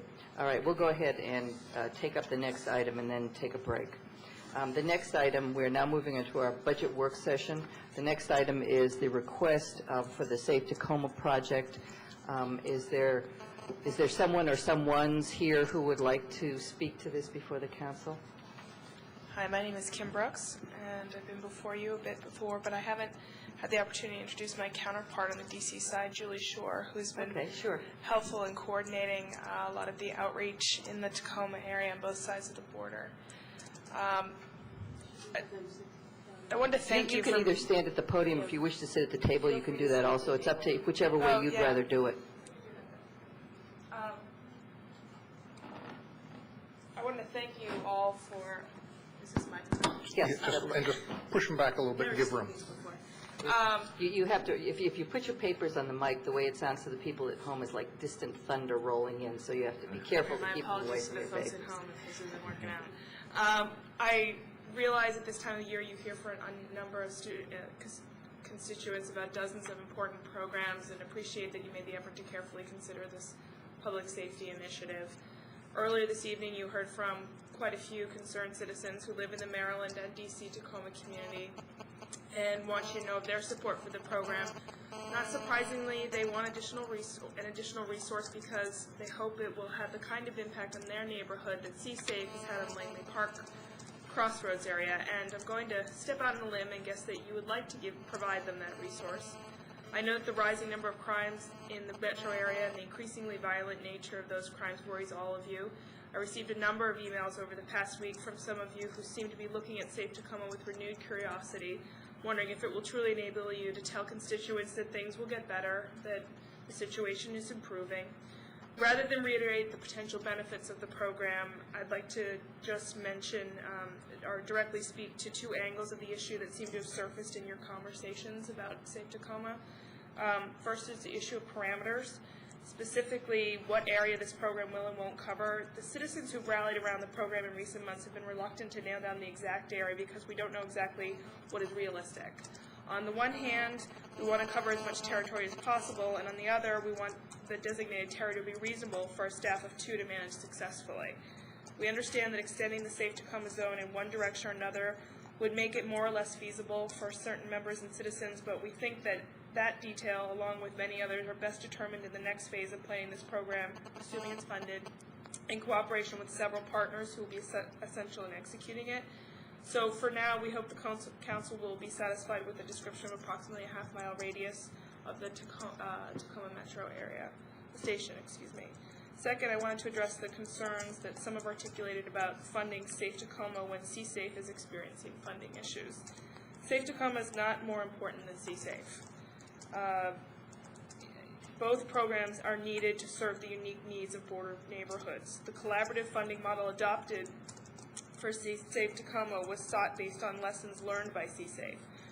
We hope it is economically more viable than C-Safe and want to work with you to figure out how both programs can be sustained. Good public policy is always contingent on the ability to allocate scarce resources in a manner that achieves maximum benefit, and I don't envy you your need to reconcile these mutually beneficial programs. But I do urge you to consider how we can do both, as denying either program will send a message to the respective community that their needs weren't important enough. Thank you for your time this evening. Those of you who have been working together over the past, those of us who have been working together over the past few months, look forward to hearing your thoughts. Did you have anything you wanted to add? Actually, I just wanted to take a moment again to introduce myself. I'm Julie Shore, and not only am I an active resident of the Tacoma DC Neighborhood Association, I'm also the public safety liaison for that organization and the Tacoma Orange Hat Safety Patrol coordinator. Over the last few months of working with the folks in Maryland, I've made presentations to our advisory neighborhood commissioners. We do have the support of Faith Wheeler, Advisory Neighborhood Commissioner for 4B01, and also Sarah Greene, 4B02, and you have received written testimony from both of those individuals. as well as you've heard from Faith Wheeler tonight. We've also probably received some written testimony from some of our Orange Hat patrols. This topic of cross-jurisdictional support for policing is not a new topic for discussion. I don't want to belabor it, but I do want to also point out something very important, is that because the topic has been on the table for a long time, at least in the last 4 years, Councilmember Fenty of Ward 4 in the District of Columbia is very supportive. There have been ongoing discussions with Councilmember Austin Lane. And because of that, in the last month or so, the DC Judiciary Committee included a line item of $75,000 for the Safe Tacoma Initiative, which was approved by the first vote on May 8th of this year, and will be finalized at the DC Council Committee of the Whole on June 6th. So we actually are prepared to partner not only on the community level of activists, but also in terms of the District of Columbia providing the financial support to partner. So that's a very important point to point out. Thank you. Mark? I've read the material, and I guess my only major question is I don't understand the boundary issue. It seems to me that if you're identifying people that for supervision, for follow-up, for basically paying attention to, there don't seem to be any relevant boundaries. I mean, you don't know on our side of the Tacoma Park, where somebody is going to do something, right? So I mean, it seems to me that there's potential to benefit the entire city, and I don't know how you draw a line at a half mile. I guess I'm not understanding the specifics of your question. Are you asking why we're trying to put a focused area on this program? No, I understand trying to do certain things around the metro, but some of the stuff that was described in terms of tracking people who have a criminal record, people who've been released, people we might have concerns about. There's no knowing where they will operate, and so it seems that all those things are things that potentially benefit wherever. We know that a lot of crime in Tacoma Park in any ward is committed by people who don't live in Tacoma Park. So I'm not sure what it means to have a half-mile radius, but whether it means any of us will, how you'll distinguish what services are provided that might go beyond the half-mile. Maybe that's a better way to put it. Okay. I would say this is a little beyond what community members could decide. This is more in the police department's bailiwick, but Actually, if I'm understanding Mark's question, it's why will the boundary be significant? For what will the boundary be significant? Is that right? Yeah. If I could just speak to that for a moment. My understanding, and based on what I've learned about the C-SAFE program, which is what we've used as a model, is that one of the key employee roles is the community organizer role. There's 2 employees that would be hired with $150,000. Would be the program director as well as the community organizer. So one key element, to my understanding of the C-SAFE program, is that community organizer being able to work with local community groups, local recreation centers, all of the social networks that we have in the community. And so to like with any program, whether it be within the business district, to set parameters would make it a more realistic and feasible program for one person to achieve in their community organizing efforts. And I think perhaps another answer to that question is, as with the C-SAFE program in the Tacoma-Langley area, you have an area of focus, but a lot of the programming they do goes outside that area. But it's not like they say, well, we're doing all of Montgomery and Prince George's County, because that's just simply too amorphous. There is a focus in the Tacoma-Langley area, but a lot of the programs reach outside this. And for this, I understand it would be the same thing. You'd have an area of focus, but much of the programming would reach outside there. I was just concerned when I heard the half-mile radius that it struck me that a lot of the stuff that was described had no boundaries to it. It was broader than that. Yeah. I've always been very supportive of this. I know that when we first started talking about it, it was 25,000 and 25,000. Now it's 75 and 75. Can you tell me what the budget is to cover and what caused the expansion? Yeah, it's in the proposal. I believe we based our numbers specifically on what you see in C-SAFE, and where some of the weaknesses in that have been. And if you look, do you have a copy of the proposal with you? I don't think so. And one thing I can say about last year is we were talking about maybe exploring a partial program. The police chief said it would cost $150,000 to do a 1 mile, like a 1 square mile area. That was her estimate, $150,000. Last year at this time, I was asking for the city council to make a gesture in the direction of putting this program in place. Okay, so That's it where was the always 25,000 came so from. the 150 was always envisioned as being the full-blown program, and it was That's right. a pared-down version last year. Right, Okay. and it was kind of, Okay. I just wanted to have a sense of whether it was a significant change in that year or not, and it sounds like it wasn't. And I think the 150 originally came from the police chief. So that was her number. Good. My understanding of part of the CSAFE issue is that the community organizer is working with the businesses and the community organizations, and that's what this community organizer, and what are they going to get the businesses and the community organizations to do, and how is that going to make them safer? That's my first question. My second question is that when I was on the TASD committee, the public safety group came back and said that one of the things that happens in the CSAFE action is that a lot of people have the perception that more police officers are brought into Tacoma Park through the CSAFE activity, but that what they found was that in fact it actually drew officers out of Tacoma Park and didn't bring us actually more policing activity inside of the city, because the theory was that the crime was actually being generated or starting out in areas outside of our boundaries, and we were going to take our police officers and place them outside of our boundaries to stop the crime before it came in. I don't know if you can speak to whether or not that was a valid I don't think either of us can speak to your second question. Okay. And I actually think that it's an interesting one, and I've written a little note to myself to see if we can find out what that was about.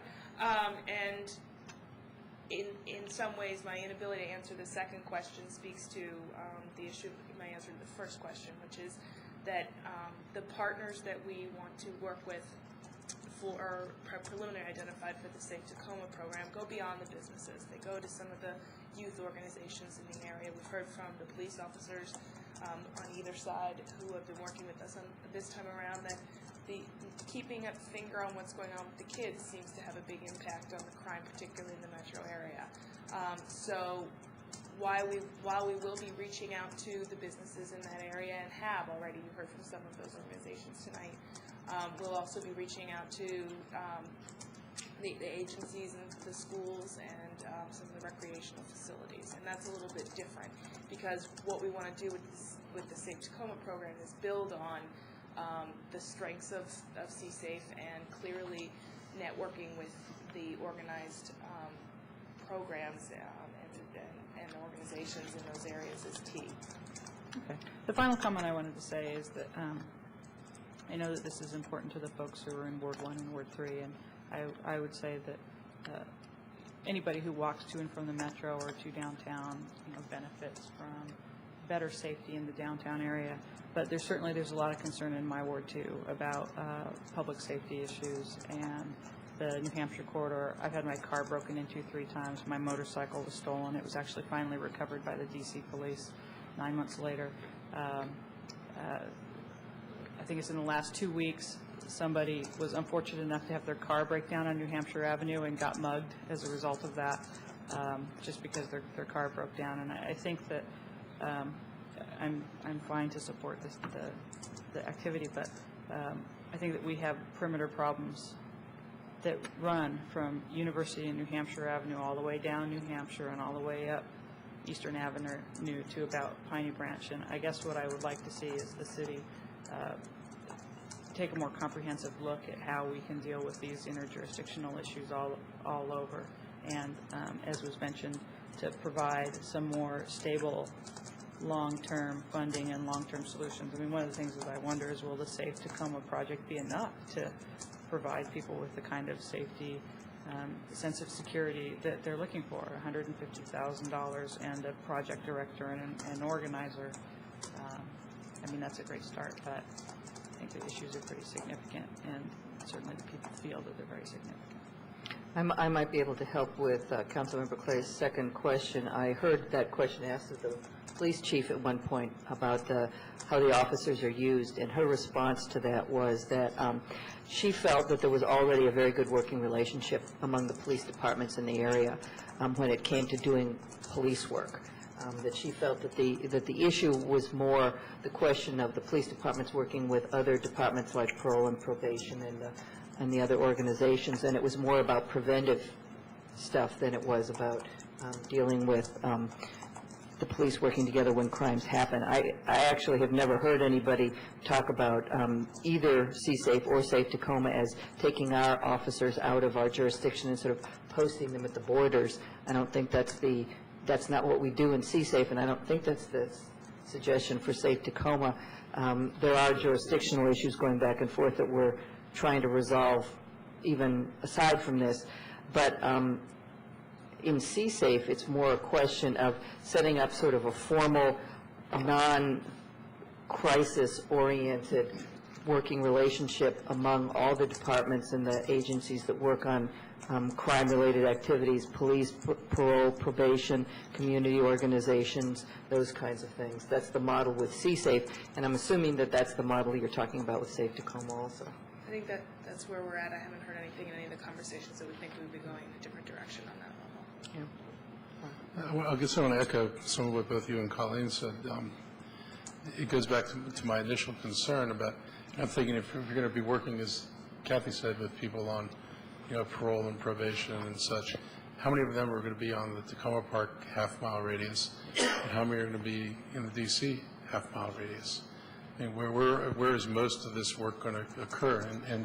And is this going to stretch down to Maple Avenue? Is Maple Avenue and the corner a half mile? Yes.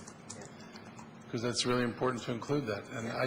And the border, I'll point out, runs along Flower Avenue. And it's just as, my neighbors complain all the time that, you commit a crime on one side of Flower Avenue and you walk across Flower Avenue and you're in another jurisdiction.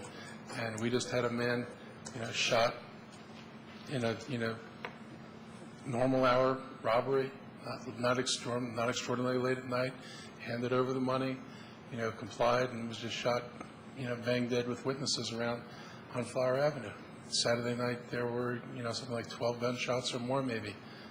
There's no body and no crime apparently, but somewhere up there somebody was unloading, lots of bullets. And so it's hard to, I think the border issue is all of our borders, and we need a comprehensive approach that deals with all of it. And that's why I want to know that whatever intelligence and work is done, that at least that end of it affects all of us. That nobody says that we're only concerned about what happens over here. Yeah, no, I think there's an emerging issue. I think you saw it tonight with the facts that the folks who came in here to talk to you about the code ordinances started identifying with this anxiety and fear and kind of increasing nature of crime in their neighborhoods. And I think everyone in Tacoma Park is worried about the crime issues. And the reason I wanted to specifically address the notion that, by supporting this program, you were saying that the Langley Crossroads one didn't need to continue to be supported also, because I think every neighborhood deserves some specific address to their anxieties about crime. This one is a program that the folks in that Tacoma area have been talking about for 4 or 5 or 6 years. There seems to be some kind of momentum going, and I'd like to just see if we can get it up and running and see if it has the similar impact that CSAFE had on Langley Park. I think that would be a data point that when you look at the whole picture, we would want to know. Well, and I agree that what we're seeing is these problems are localized in our commercial areas. So you have CSAFE in a shared commercial area where cross-jurisdictional issues exist, and then Safe Tacoma in has a partner in D.C., but Long Branch wouldn't have a D.C. partner. Long Branch needs a partnership with Montgomery County. So that's another commercial area that probably needs some focused attention, but would have a different partner. So if you're looking for a comprehensive look at things, I think that's it. The commercial areas are the areas where we're seeing these problems and we want them addressed. But trying to make one size fit all isn't going to work.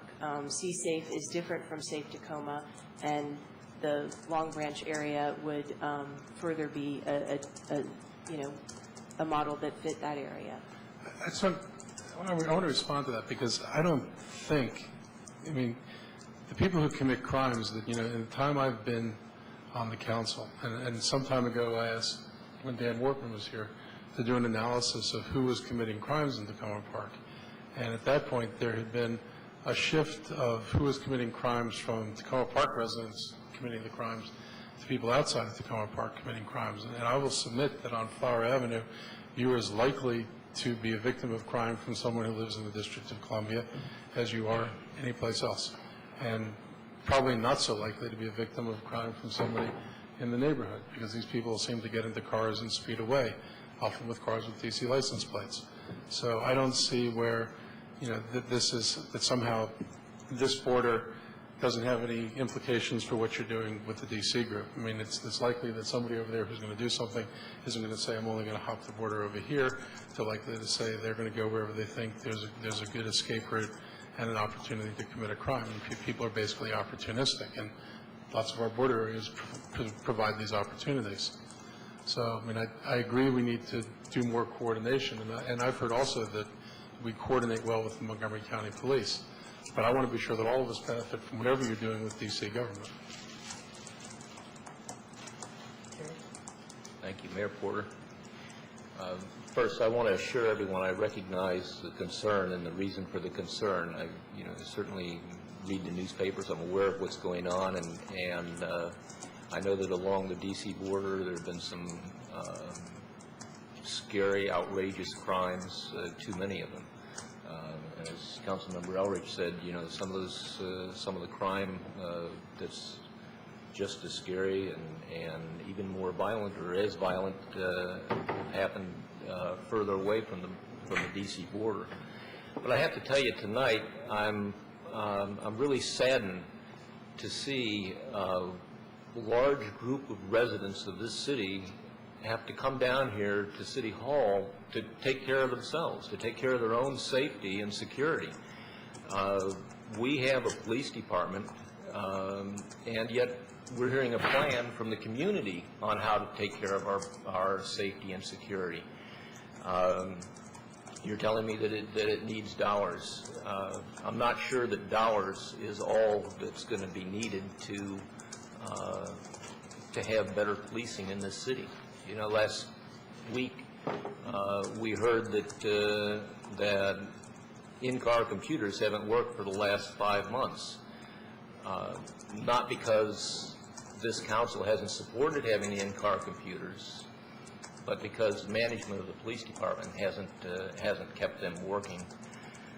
Today I was outraged to hear that a police officer in this city was having trouble finding a vehicle that worked so they could patrol our streets. So, I certainly don't see how I could say no to a request from the community that has a plan and that's looking for money to support that plan. I have concerns of the area. I have concerns that, we're trying to draw a circle, which I understand, where you're coming from. But, it's our police department should be planning for our safety. And it's a citywide issue that we should be receiving this plan for.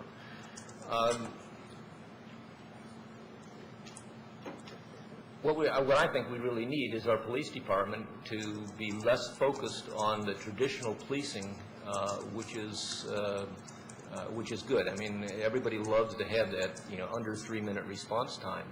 But we need to focus on some of the more modern policing techniques, which include crime prevention. And, that comes with, many of the things that you're suggesting. But why are you doing it? And I know why you're doing it. It's because it's not getting done without you. And I appreciate the work you're putting into this. I appreciate the effort you're putting into this. But it saddens me. It really does.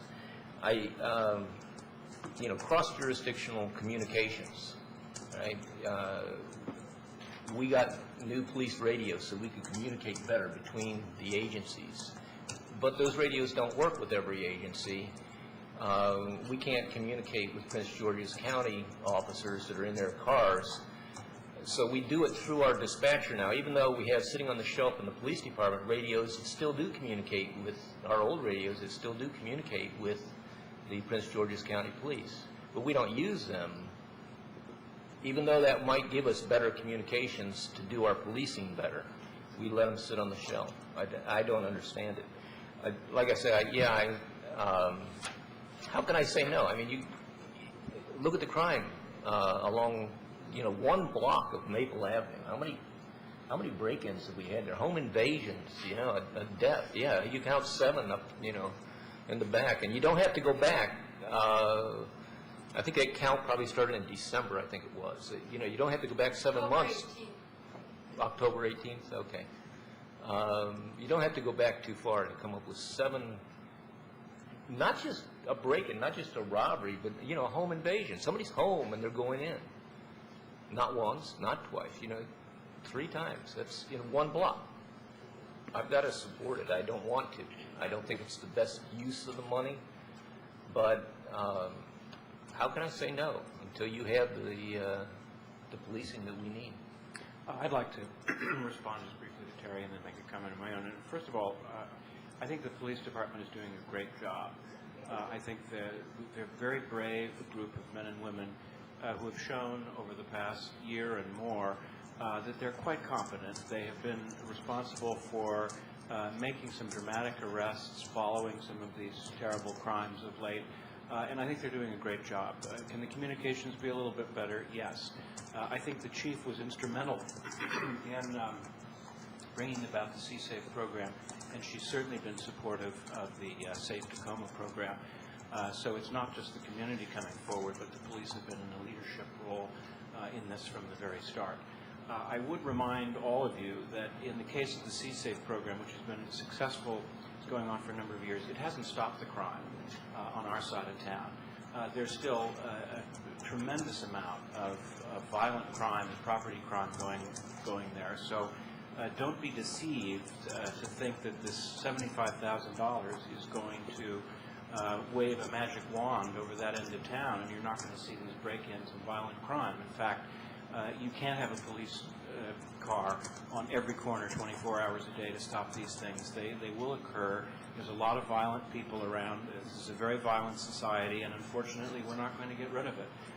However, anything that we can do at the margins to help with prevention of some crime, reaching out to the recidivist community, the youth community, I think it's well worth the investment. On the other hand, this is such a complex problem, and it's such a serious problem in this particular area that the longer-term solution is going to require some additional funding source, probably from the federal government. And we need, I think, to approach our congressional delegation and get them involved. They've already provided some money for or gang prevention activities on the other side of town, and I think that they could be instrumental, again, in providing some longer-term support for this project, since it's not the state of Maryland and it involves the District of Columbia, but to make an investment in it this week for a budget that goes forward into the year as a pilot project to see what it can do while we work on longer-term funding seems to me the right thing to do. I want to agree with Councilmember Berry's comments and note that actually this idea came to us initially from the police chief who was trying to address some of the community concerns about cross-border crime.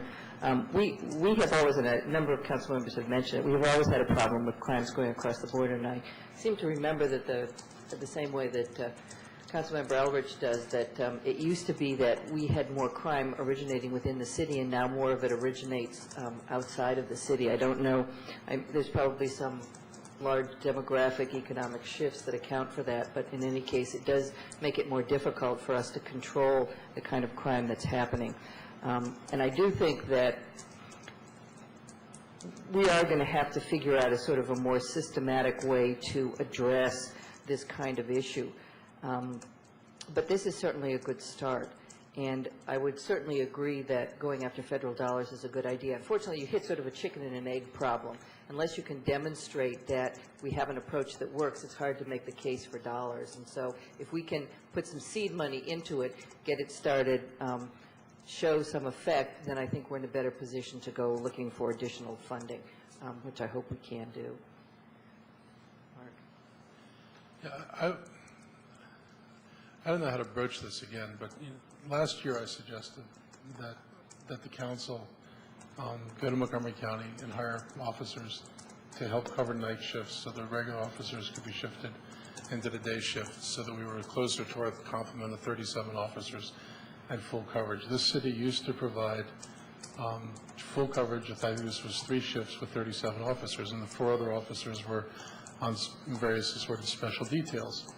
And I wouldn't want to use Montgomery County officers for special details, so I'm not suggesting we go that far, but I think that we ought to seriously consider this year, since we were just told last week we're going to go down to 34 officers. They're likely to get 1 out of 10 of the recruits. That puts them at 35. We're going to be at least 2 short if nobody else leaves. And we might do some hiring this year, but that won't come until much later in the year in all likelihood. And the council shouldn't micromanage. I hate that, and I know that most of the people up here don't like the idea, and I've been told that suggesting something like this is micromanaging.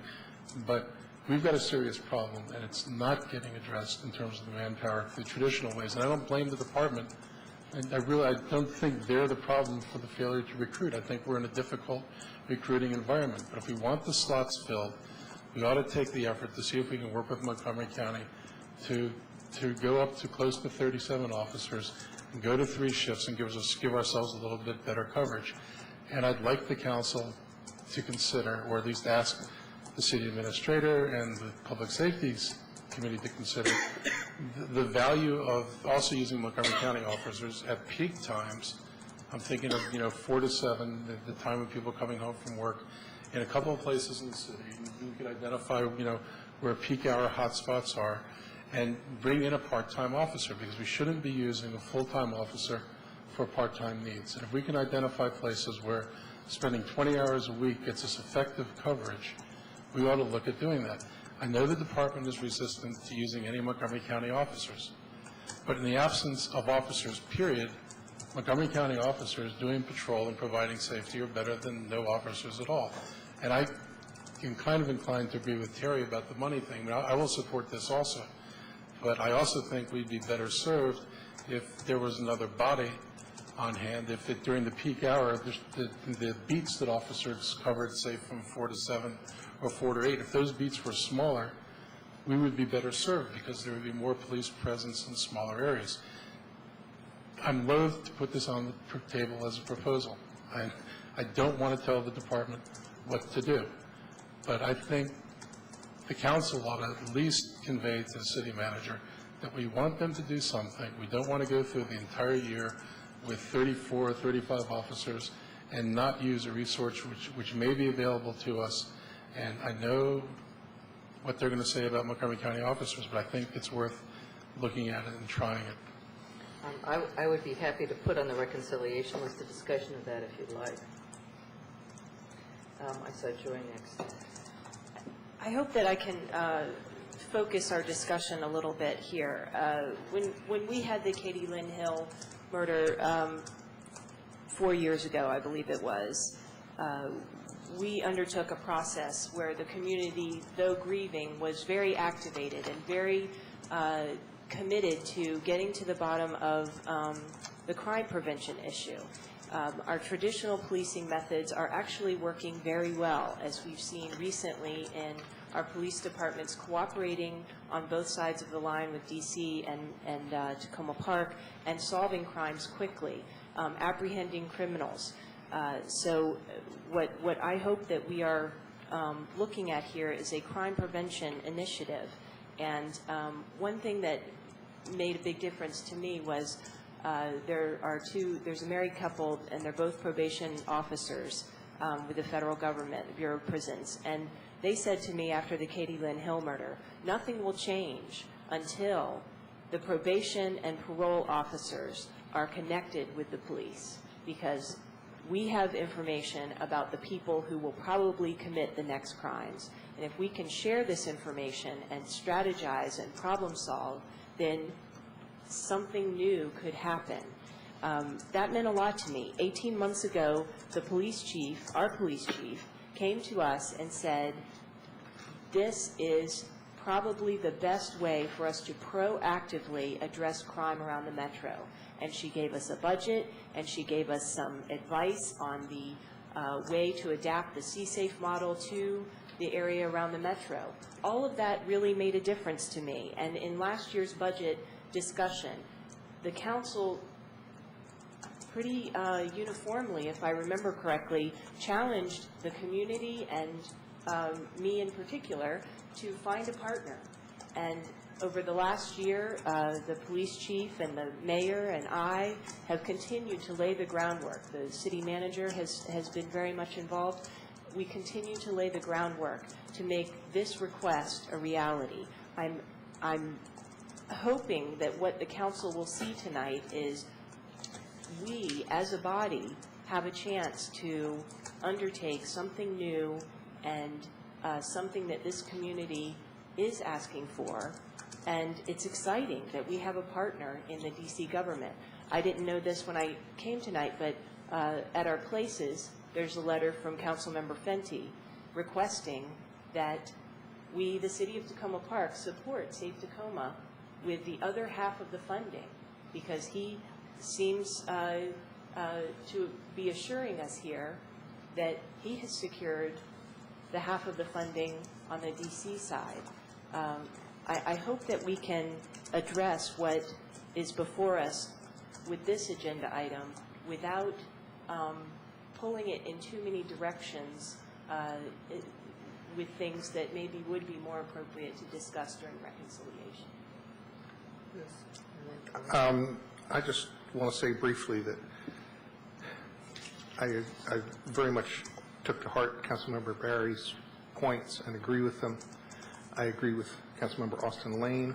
I think this is an enhancement to community-oriented policing. It's just the type of thing we want to be doing. We didn't see a partnership last year with the district. We're seeing it now. We're seeing involvement with the community. I think this is just the kind of program that has every chance of success, and we ought to just say yes and move on.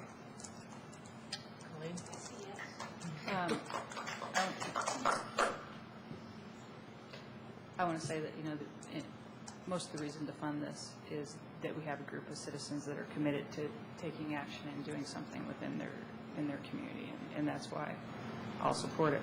I'm still worried that, it won't be enough, and that we have issues all over the city, and since it's up as a part of this comment, I'm going to take the opportunity to say my piece about it.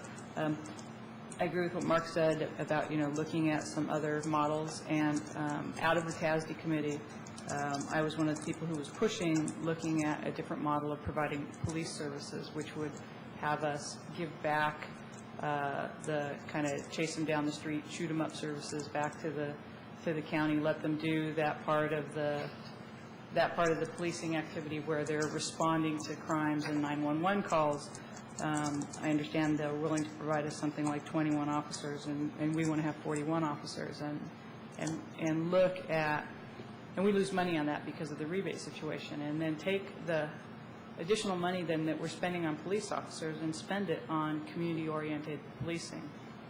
If we had 21 officers that we were hiring on community-oriented policing, that's something like 15 bodies a day to put out on the street, that we could put them out in our critical times and focus them a little bit more in our our critical areas, and our critical times seem to be from after school until midnight to 2 in the morning. And I think that the council, I was kind of disappointed when the staff came back and said that they didn't really support that, because what I think that we should do is look at that model, look at what Councilmember Elrich is suggesting, and other models that people have, and see if we can't do a little bit better with the dollars that we have and the resources that we have. I'm going to suggest that we not get into that discussion right now. I mean, we have in front of us a proposal, a specific proposal, and I would like to stick to that. It's getting kind of late. We do have a reconciliation, very brief reconciliation discussion, and a very longer reconciliation discussion on Thursday. So let's see if we can stick to this topic. Yeah, I want to be clear. I have no objection to doing this.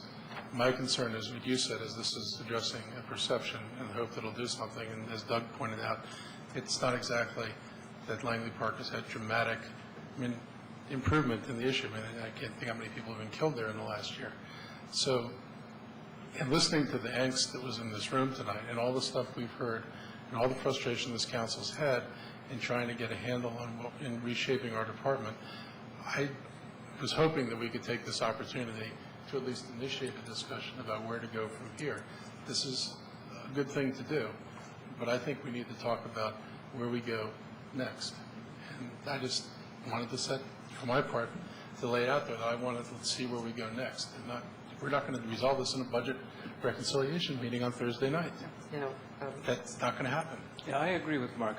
One of the things that happens every time there's a crime wave around the Tacoma Metro Station, which is every year or so, is that they add uniformed police to the area, extra patrols, and the crime goes down. Maybe they make a couple of apprehensions, and then everything is fine for a while, and sooner or later the element moves back in, and we're back in the same situation again. But what it does prove is that the appearance of officers on the street does tend to move the crime from one place to another place. So if that's one of the concerns of the people here tonight, is crime that occurs around the metro station, and perhaps the criminals preying on people there, maybe moving into the neighborhood, then if you have more uniformed officers on the street, you're going to deter some of that, but not all of it. And it's certainly, well worth looking at. The other side of it is CSAFE type programs. These are longer term. They deal with people in the community, with recidivists. It's possible that had there been a CSAFE program, they may have prevented the deaths of that woman and the other people that were connected with that one person who was doing the crime, because clearly he was within a half mile of the metro station. So for all of those that are there, and of course it's a human system, meaning that even though you know the person is there, you don't necessarily connect the dots and make the arrest before a horrible thing happens. But you don't want to have those regrets later by saying you didn't do what you should have done in order to prevent that one awful death. So for that reason, I think we need to support this, but we also need to look in a much broader way at deterring some additional crime in that part of town as well as the other parts of Tacoma Park. And let me just assure the council that in addition to this discussion, we will have a discussion at reconciliation of any items that are on the list. Plus, I've also promised to bring back the staff response and the council's concerns about the TASI recommendations concerning the police, and we will have that whole discussion at another time. So there will be ample opportunity for us to discuss these issues thoroughly. So just because we don't get them on the table tonight doesn't mean we won't have the opportunity. So if there's no other questions by the council, I thank you both for making the presentation and for making a very good proposal. And we will make a decision. I doubt that we'll make a decision this evening, but we have most of the reconciliation discussion on our agenda for Thursday, this coming Thursday. Okay, great. We want to thank the council. Also, in the event this does pass, I wanted to reassure you that Julie and I will be back and stay involved in the program and keep you updated on developments in it. And also, to the extent that these other issues that have been brought about the broader crime issues, if you need someone on the ground, I'm happy to help. I think this is an issue, and the folks in our community are equally engaged and willing to consider any and all opportunities and solutions that you guys are willing to consider. Well, thank you very much. The council will take a very brief recess and come back for the next item on the agenda.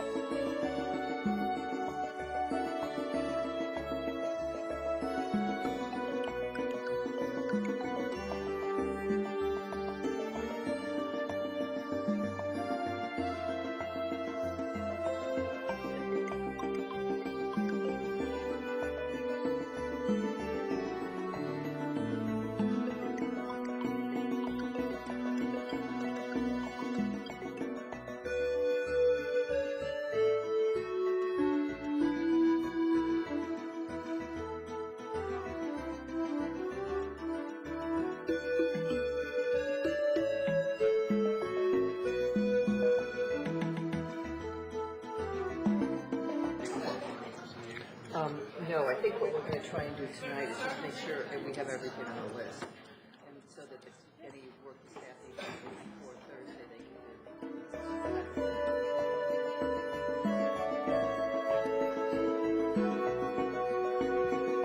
Okay. The next item on the agenda is a discussion of the Historic Tacoma Archives project request.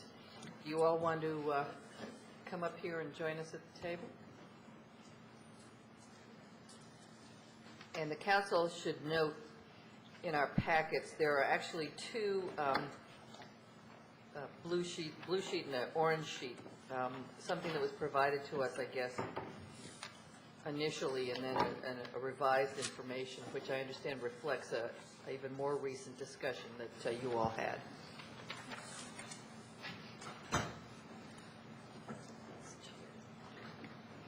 Yes. So, my name is Sabrina Barron. I'm the president of Historic Tacoma, and as many of you know, we have been working toward buying a building to provide premises for us for storage of our archives collection and office space and so on and so forth.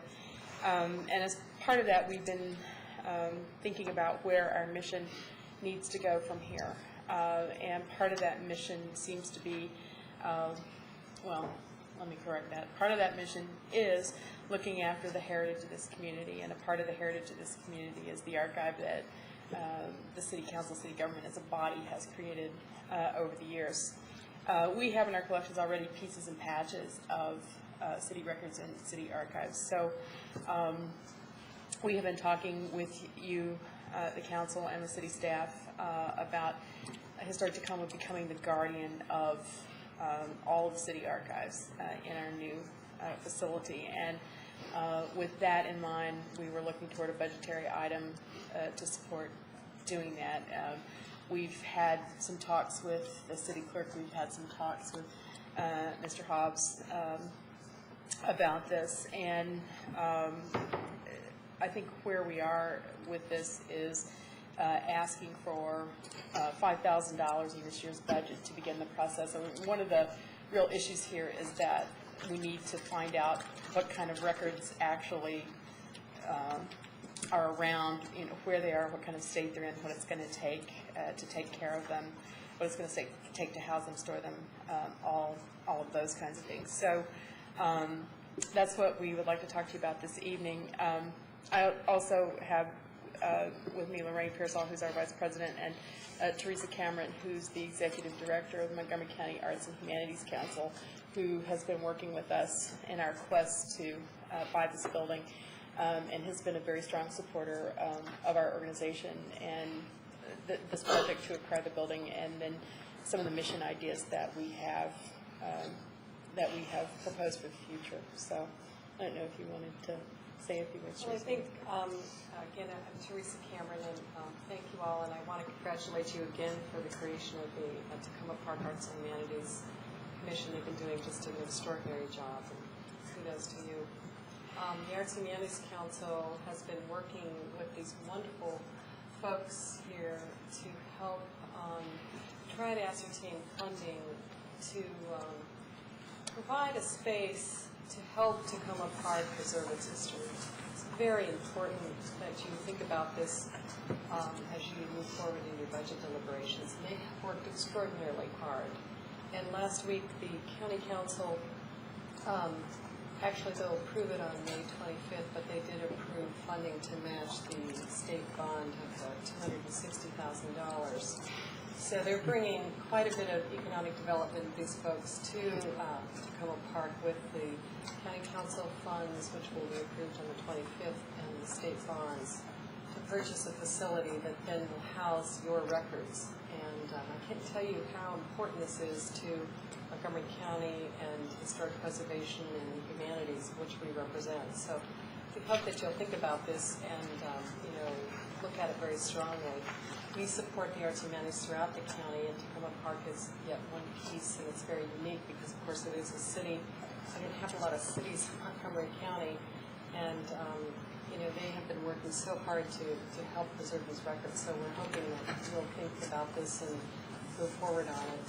And I want to congratulate them so much for the wonderful advocacy and all the advocacy you did to help the county council understand the value of these records and the value of the facility that they're trying to produce. So I hope you think about this strongly, and anything we can do to help as the County's Arts and Humanities Council, we're happy to do that.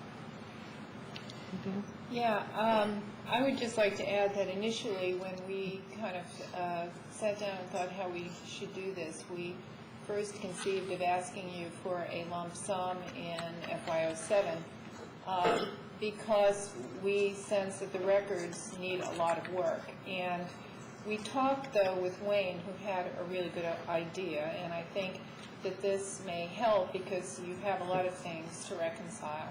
And as Sabrina said, we were talking about $5,000 so that we can start the work of looking at the records this summer with Jessie, working closely with Jessie, to really ascertain what their condition is. We know not very much. We know that there's records in a vault pre-1950.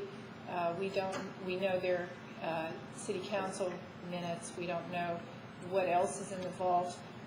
There are records both on-site and also stored off-site in public storage. And so it would be really good, they're not cataloged, it would be really good if we could kind of get our arms around it, and we think that this could be a beginning. And then later on next year, when we move forward with our building, and we hope that things will be ready next year, we may come back to you still in FY07 and say, we'd really like to stabilize the materials in the vault, and we have an estimate of what that could be, and give you a proposal that we could do in a phased way. And then in FY08, we could plan a little more solidly for some sum of money that will help us as we learn more and more about the records and what we need to do to stabilize them. So I think that was Wayne's idea, and I think that was actually a good idea to phase it, because we're going to be very busy getting the building up and running and all of that. But it would be nice to begin some work this summer if we can, and that was what Wayne had in mind. And whether that is FY06 or FY07 money, the $5,000 that he was thinking, I don't know that it matters, because we would be really working in FY07. So it's more than, we have to see what the state is, and how much is involved here. It could be a savings because of city's time if somebody came in and did this. It is noted, and I explained this, that the state archives will do storage for free, but we have to prepare them and send them to them. That doesn't help when you have a museum, if that's what you're trying to establish. So I don't know where the line is. There are a lot of questions that have to be answered, and rather than jump into it, I propose that we go to the $5,000. We will work out a contract that's amenable, and then go from there. Well, thank you. And first of all, I want to congratulate you on obtaining your building. I know you haven't signed the papers yet, but it looks like you've got the funding you need from the state and from the counties. And I know from having heard bits and pieces of this all the way along that was the result of a lot of work that both of you put in over a very long period of time, and so you're to be congratulated for your achievement. I think that the proposal that you all have worked out with Wayne sounds like a good idea. I also noted that in the first packet of information we got, there's some very helpful information about local archives and the requirements that local archives have to meet. And I don't know if I'm sure you're aware of these kinds of things, and I'm assuming that you think that the facility that you would establish and the people that you would use would meet the requirements of this, of the regulations for local archives.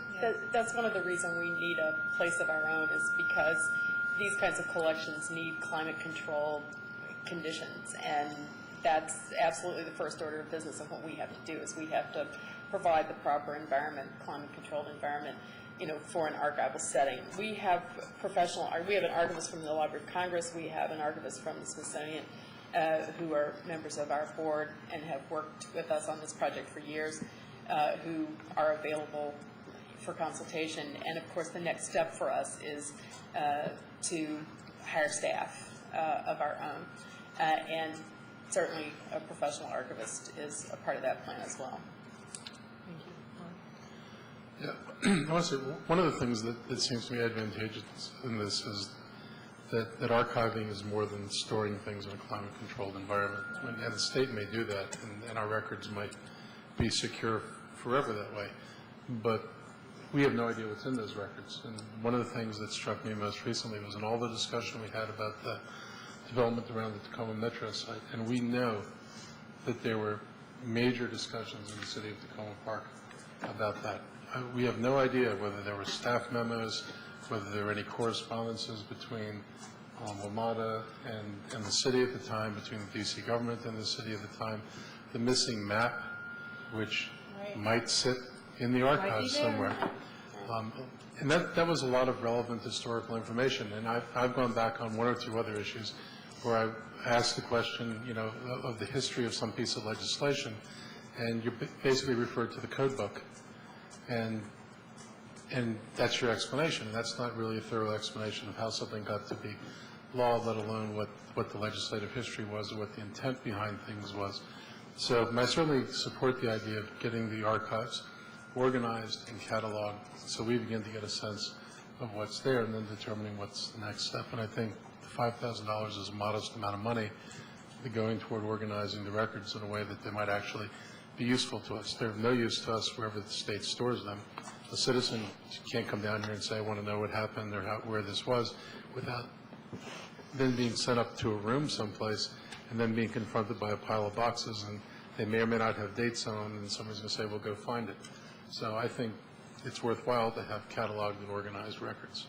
And that's absolutely a part of the process that we're planning as well, and thank you, Mark, for bringing that up. I mean, that was part of our discussion with Wayne, because it is the community's heritage, and I'm a professional historian in my day job, and that's what happens to small collections. If they go into a big archive like the State Archive, a lot of times they're never seen or heard from again. Literally, collections actually disappear. It's not just that they don't get consulted, they get lost track of in places like that. And, we will catalog and rehouse and provide finding guides, hand lists of everything that are in the records as well, which is something that the state won't do. If somebody wants something, you can go up there and burrow through it, but that's not an ideal situation by any stretch. Yeah, an observation and a couple questions. I know that a couple of years ago I spent a considerable amount of time with the minute books that are in the safe, and to my unprofessional eye, they seem to be in really good shape. Good. Because I was a little bit leery of going back through old binders of stuff like that, and to my ham-handed treatment, they held up very well. I guess one question I have for the proposal for the $5,000 is that anticipated to be for hard costs, or is that anticipated to be paying people to do particular things? I see that really as for planning, because we're not really going to be, there's a lot to do, and we can't even begin to tell you how to approach it until we can get our arms around it and see the condition of things. I see that we're going to be spending a lot of time doing this, and we're going to need some assistance from people, some of our volunteers who are archivists. So I think this is going to be a very time-consuming planning stage for us, and that we're going to come back to you with a lot more knowledge of where we are and a better ability to estimate what it's going to take to make the records secure. And I'm particularly concerned about our 19th century records, whether we have committee records. The city had a million committees in the 19th century, very important, and I'm very interested in knowing if we have those stored, and no one seems to know that. So there's, I think there's a lot of material, and it's going to take a while to sit down and do it and come up with a plan for you that makes sense and a way to phase it that makes sense for us and for you. But it's a real opportunity to have a synergy because we have a lot of records from the Historical Society that no longer exists, which folded into Historic Tacoma. And with the records that you have and the records that we have, there could be an incredible historical collection that is very exciting to think about all the research that could be done. And there is an intense amount of interest in the community and our history. So I think it would be great to have these records accessible and to stabilize them as necessary. And I don't know if you had a chance to look at all the stuff in the vault. I have no idea what's in there, but we really worry about that. We have worried about it for a long time and would love to really get in there. My recollection is it's about 10 feet of shelf space of minute books, and beyond that, I don't think there's much. And that, what you say kind of fits with my initial thought when I saw the information in the packet, that it was going to be a fairly tall order just to get your building kind of up to specs and then begin to get your arms around what you already know you have and begin to look at the unknown quantities of things. One question that I have for the city manager is, I know that for, I'll guess, 10 years now, every once in a while in the budget, there was an item that would come up that was the clerk's office talking about a records retention policy, and I see something mentioned in here that it looks like that is finally coming to fruition. Was that anything that ever really got off the ground, or was that just something that kept kind of being pushed back? And I can just speak during my tenure. I know Ms. Carpenter has done a considerable amount of work in this area, and I'd probably defer to her, Councilmember Williams, because she's really the expert in that area, not myself. I can just say that the schedule has been reviewed by the archivist. They've made a couple of suggestions which we're incorporating, and in fact staff has it in hand right now for a final review. So I expect in the next week it'll be submitted to the archives for final approval. Okay, because I always remember hearing that we were running out of file space, things needed to be copied onto other media, things needed to be dealt with, farmed out to other locations. A lot of it ended up in the basement, but I'm sure with the community center construction, a lot of it went to storage. I remember there were some problems with floods. So I hope that we didn't delay too long in dealing with some of the stuff and therefore lose it. We've heard that because of flooding that the 1960 council minutes were lost. Now, I don't know if that's true or not, because we haven't gotten in there, but that's something we did hear, which is horrible. So, yeah. Are there any other questions? Not really a question. I wanted to thank Teresa for coming tonight. I think it's terrific that you have been following this, and I appreciate you weighing in. I also want to congratulate Historic Tacoma. It is a huge accomplishment, the support that you've obtained from the county and the state. I'm thrilled. And I also really appreciate, Wayne, that you got together with the Historic Tacoma officials and kind of hammered out a plan for us that I can definitely support. I think this is a very reasonable amount of money.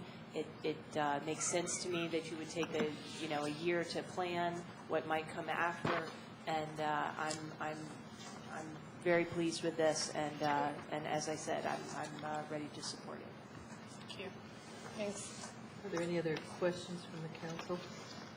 Well, thank you all for bringing this to us, and thank you, Wayne, for working with them on this. And I think that the idea of sort of taking a year to sort of get a sense of where things are and getting your facility up to specs and everything is a good idea. So I appreciate that. If I can just close that by taking a minute to echo what Councilmember Austin Lane said and thanking Teresa Cameron. She is a fabulous advocate for the arts and humanities, and any way that Tacoma Park can plug into Teresa's talents and energy and advocacy can only be beneficial. She does a terrific job, and we would not be anywhere in this process with the county without her. So thank you, Teresa. Thanks for coming. She did a very good job in advising us when we were creating the Arts and Humanities Commission, and you talked about the good commission. Well, we have a good commission in large part because of your assistance, so thank you. Thank you very much. Appreciate it. Thank you. Good evening. The final item on the agenda is listed as reconciliation, and what we need to accomplish, I realize it's quite late this evening, what we need to accomplish before we adjourn this evening is we need to make sure that we have a complete list of all of the items that the council wishes to consider during reconciliation, to give the staff a few days to produce whatever information is necessary for the council to have that discussion on Thursday. So I just wanted to sort of run really quickly. I have taken some notes. I do remember, and I remembered just this afternoon that I promised the council to send you an email, and I didn't do it. Apologies to that. But I have some items that I have taken notes on. I think Jessie might have some additional items. But if we could all just sort of try and put together the master list right now, and making sure that everything everyone wants to bring up during reconciliation gets on the list, so we have a complete list to work off of. I have some rather sketchy notes for some items that Joy brought up when we began the discussion. Maybe you can sort of refresh our memories of what all those were. I have, let's see. Well, what do your sketchy notes say? Well, they say safe Tacoma, and then something about code enforcement, contract with the county, gardening, council expenditures, conferences, and grant writers, what I've got. Do you remember what those were? Yes, in the last year, we've talked about whether the council members should have a certain amount of training money available to them. Right, okay, that's one of the items. Right. Okay, I know what that is. And then we've talked about Safe Tacoma, and I think that's on the list, definitely.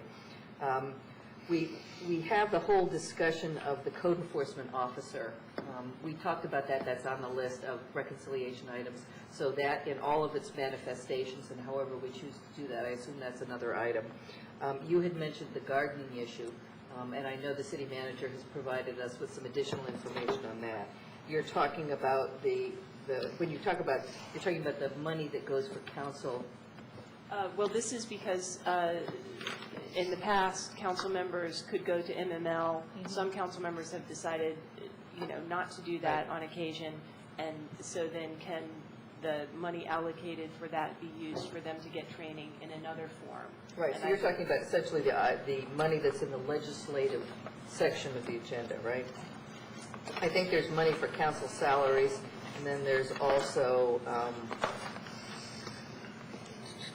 Sorry, I didn't bring my book tonight. I think it's under miscellaneous, legislative miscellaneous. That's correct. It is in the legislative division of general government. Okay, so that's what you're talking about. And then the other one, you had said something about a grant writer. Now we have people who do grant writing already.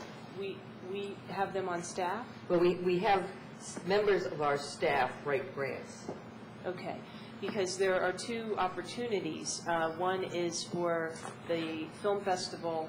I know we have a director now selected for that, the person who will get the $2,000 stipend, and that person needs to set out to obtain funding in the form of grants for future years of the film festival, because that $2,000 is just a one-time stipend. And so someone to assist in writing those grants for the film festival is a good idea, as well as for Safe Tacoma.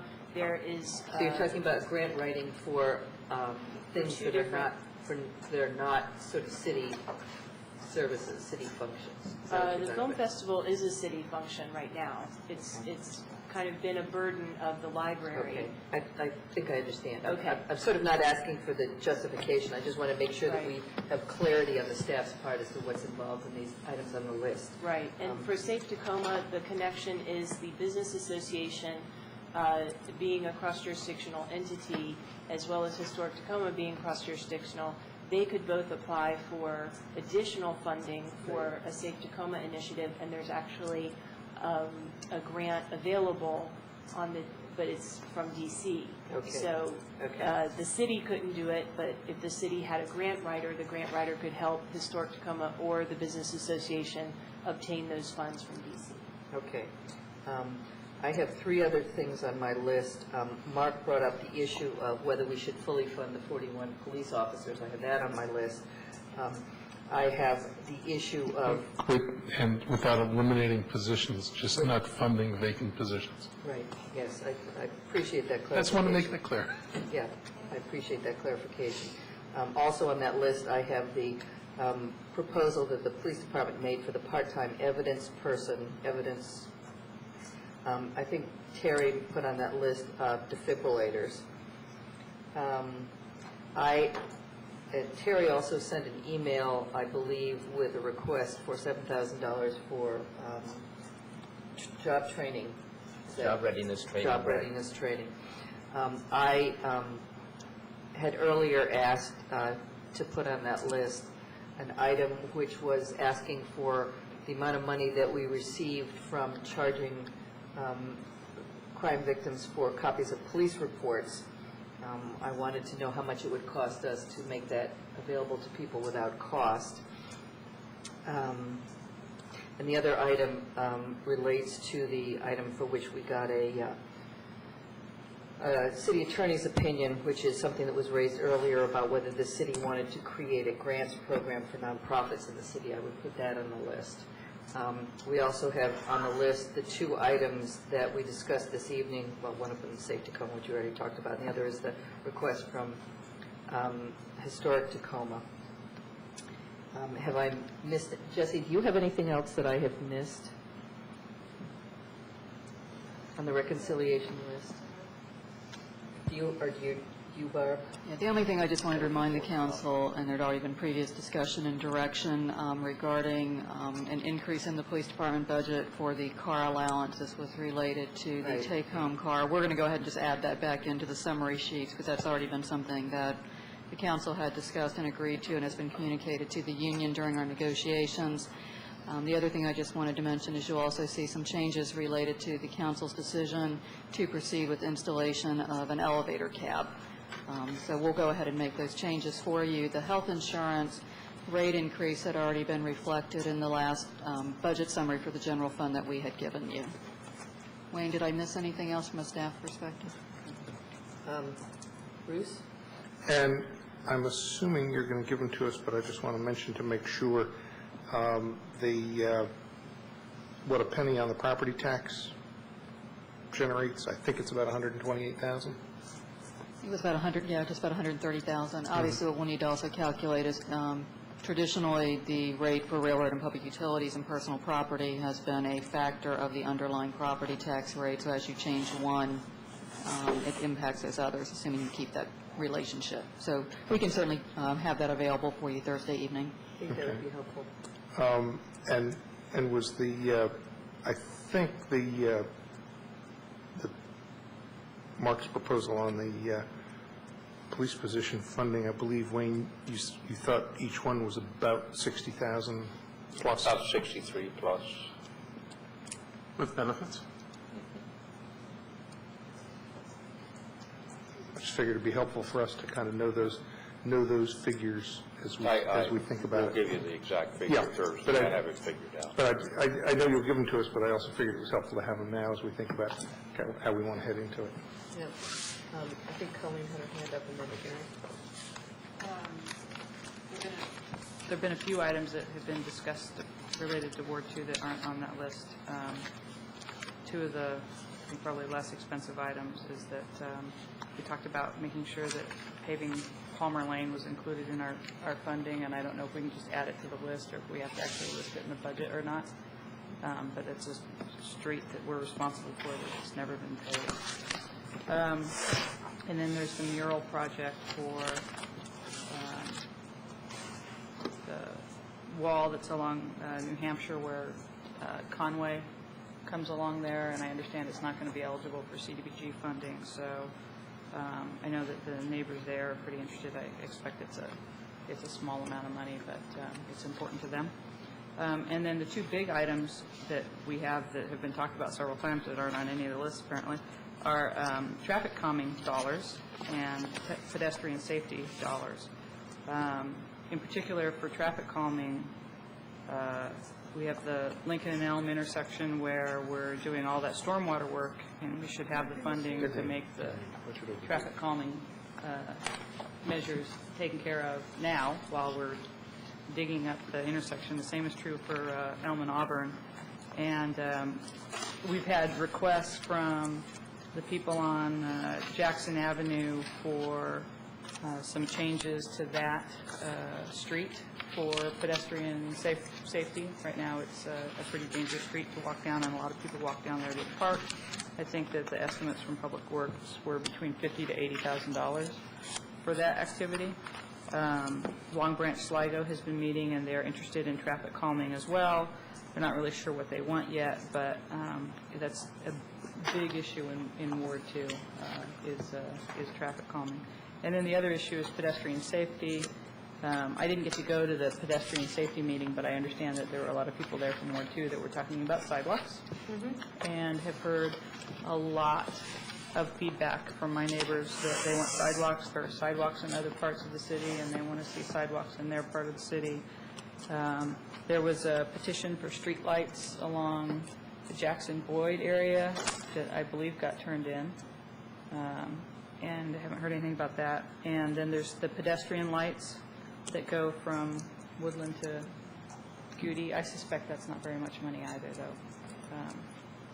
There is in fact some pedestrian safety money in the budget. It's $45,000, and $25,000 of it is already designated for one intersection in Ward 6. It's not nearly enough money. There's usually streetlight money already in the budget. I think we can probably, I'm going to ask the city manager to cover very quickly debt service special revenue and CIP, whatever hasn't been covered, or to do sort of an overview. Maybe she can point to the monies for those various things as she does that overview. Okay, well, we've specifically stated that we're going to do an intersection in Ward 6 with $25,000 of our $45,000 in pedestrian safety money. Sidewalks, I think that's something that is a long-term project for us at $30 a foot, but they're extraordinarily important to the people who want them. It's a big safety issue. It gets kids off of the streets, gives people a safe place to walk. I won't argue it now, but I think we should talk about it in the reconciliation. Okay, so you want to put additional sidewalk funding. Is there anything else that we haven't mentioned, Terry? Yeah, the one thing I see that we haven't mentioned, I mean, again, we're planning Christmas in July, but I don't see Some of us are, some of us aren't. I don't have a Christmas tree here. Nope. Yeah. All right. No tree in my bag. To shave your beard. But I don't see many things on the list that are kind of takeaways or things that were in the proposed budget that maybe we don't want to fund. And one that comes to mind is I listened to an impassioned crowd today talking about a plea for basic services and an upgrade in basic services, and then what came to my mind right away is the wayfinder signs that we put a chunk of money in the budget for that, and I wonder if that shouldn't really be on the reconciliation budget. Well, you can certainly put it on the reconciliation budget, yes. Sure. How much is it? 20. 20,000. I think it's proposed as 20,000 if I remember correctly. It is. Yeah, but you have better memory than me, so I'll trust your memory. 20, I think. 20. Okay, anything else? Yes. Pardon me. The only thing that I wanted to make sure was on the city manager's plate was the sidewalk on Boston. This is just 2 blocks that connects sidewalks on either side, and it's an area that is heavily traveled by kids on their way to the middle school.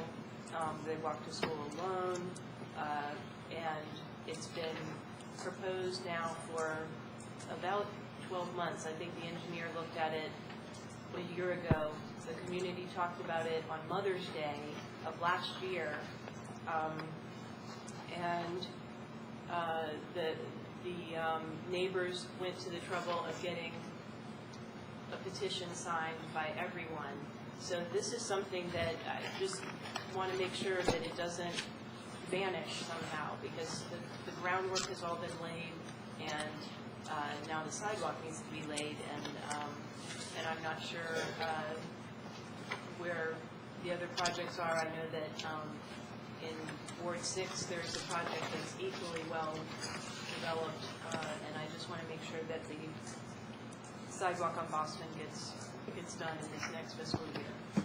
What I would suggest, since there's been at least a couple council members that have mentioned sidewalks, is staff can basically dig out some of the pricing information. I know, Joy, that we had priced some of the sidewalks that you and I have talked about. Colleen's obviously mentioned some, as we'll just try to put them on a list, do our best to get some cost figures from the city engineer, and hopefully the council can have at least a well-informed discussion about sidewalks and what you want to do next year. Well, the sidewalk on Boston is $20,000. Okay. So for 2 blocks, $20,000. So as I said, it's been discussed and vetted and planned and engineered, and now it just needs to be. Wasn't it turned down by the residents one time? No. That's not Boston? Oh, that was another street, okay. Oh, yeah, that was Birch. Okay, Birch, all right. All right, We're good. not going back there, Vinny. Okay, I was just confused, all those B streets. B streets. Anything else? Sort of last chance. Anything else we should be putting on the? Are we putting amounts on all of the things Well, that you had? what I'm going to suggest is that we put a number of things on the list, and there are things that have costs, specific costs, and I will let the staff give us costs. If there's not a specific cost, then we will have to talk about it. If there's sort of open-ended funding, then the council would have to talk about how much, if any, we wish to allocate to that. Given that we don't have any extra money. The one thing I'll just mention, when the staff is kind of crunching through, I guess, the changes that we just referenced in terms of like car allowances, during her budget presentation, the Public Works Director had indicated that she had found a more cost-effective way of dealing with the salt dome, so we'll go ahead and proceed with making that change in the CIP.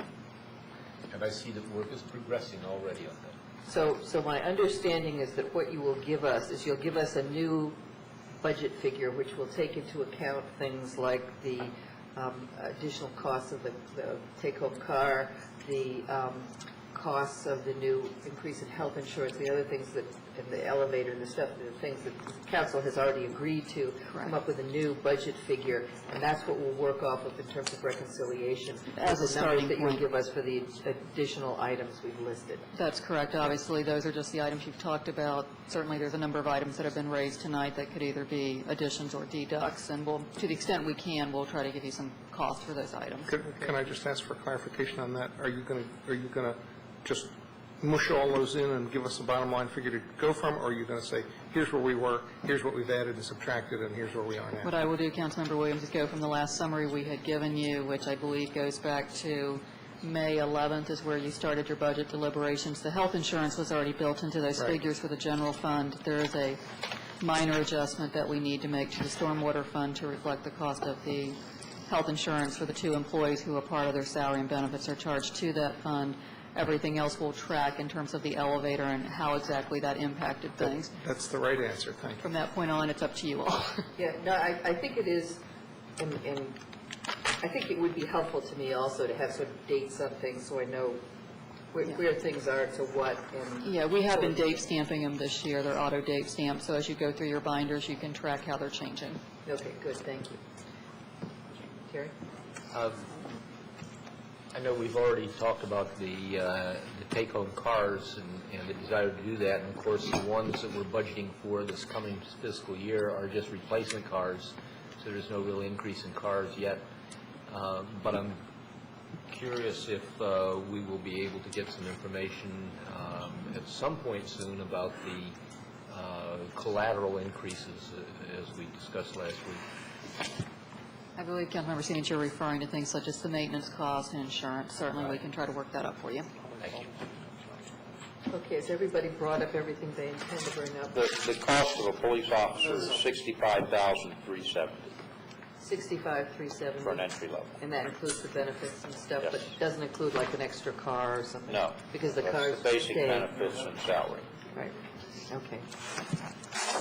All right, You if just there's nothing calculate else, that. nothing else to Good, you adjourn. just calculate that out. Thank you. No, I had it here. I knew I had it somewhere because I'd done that earlier.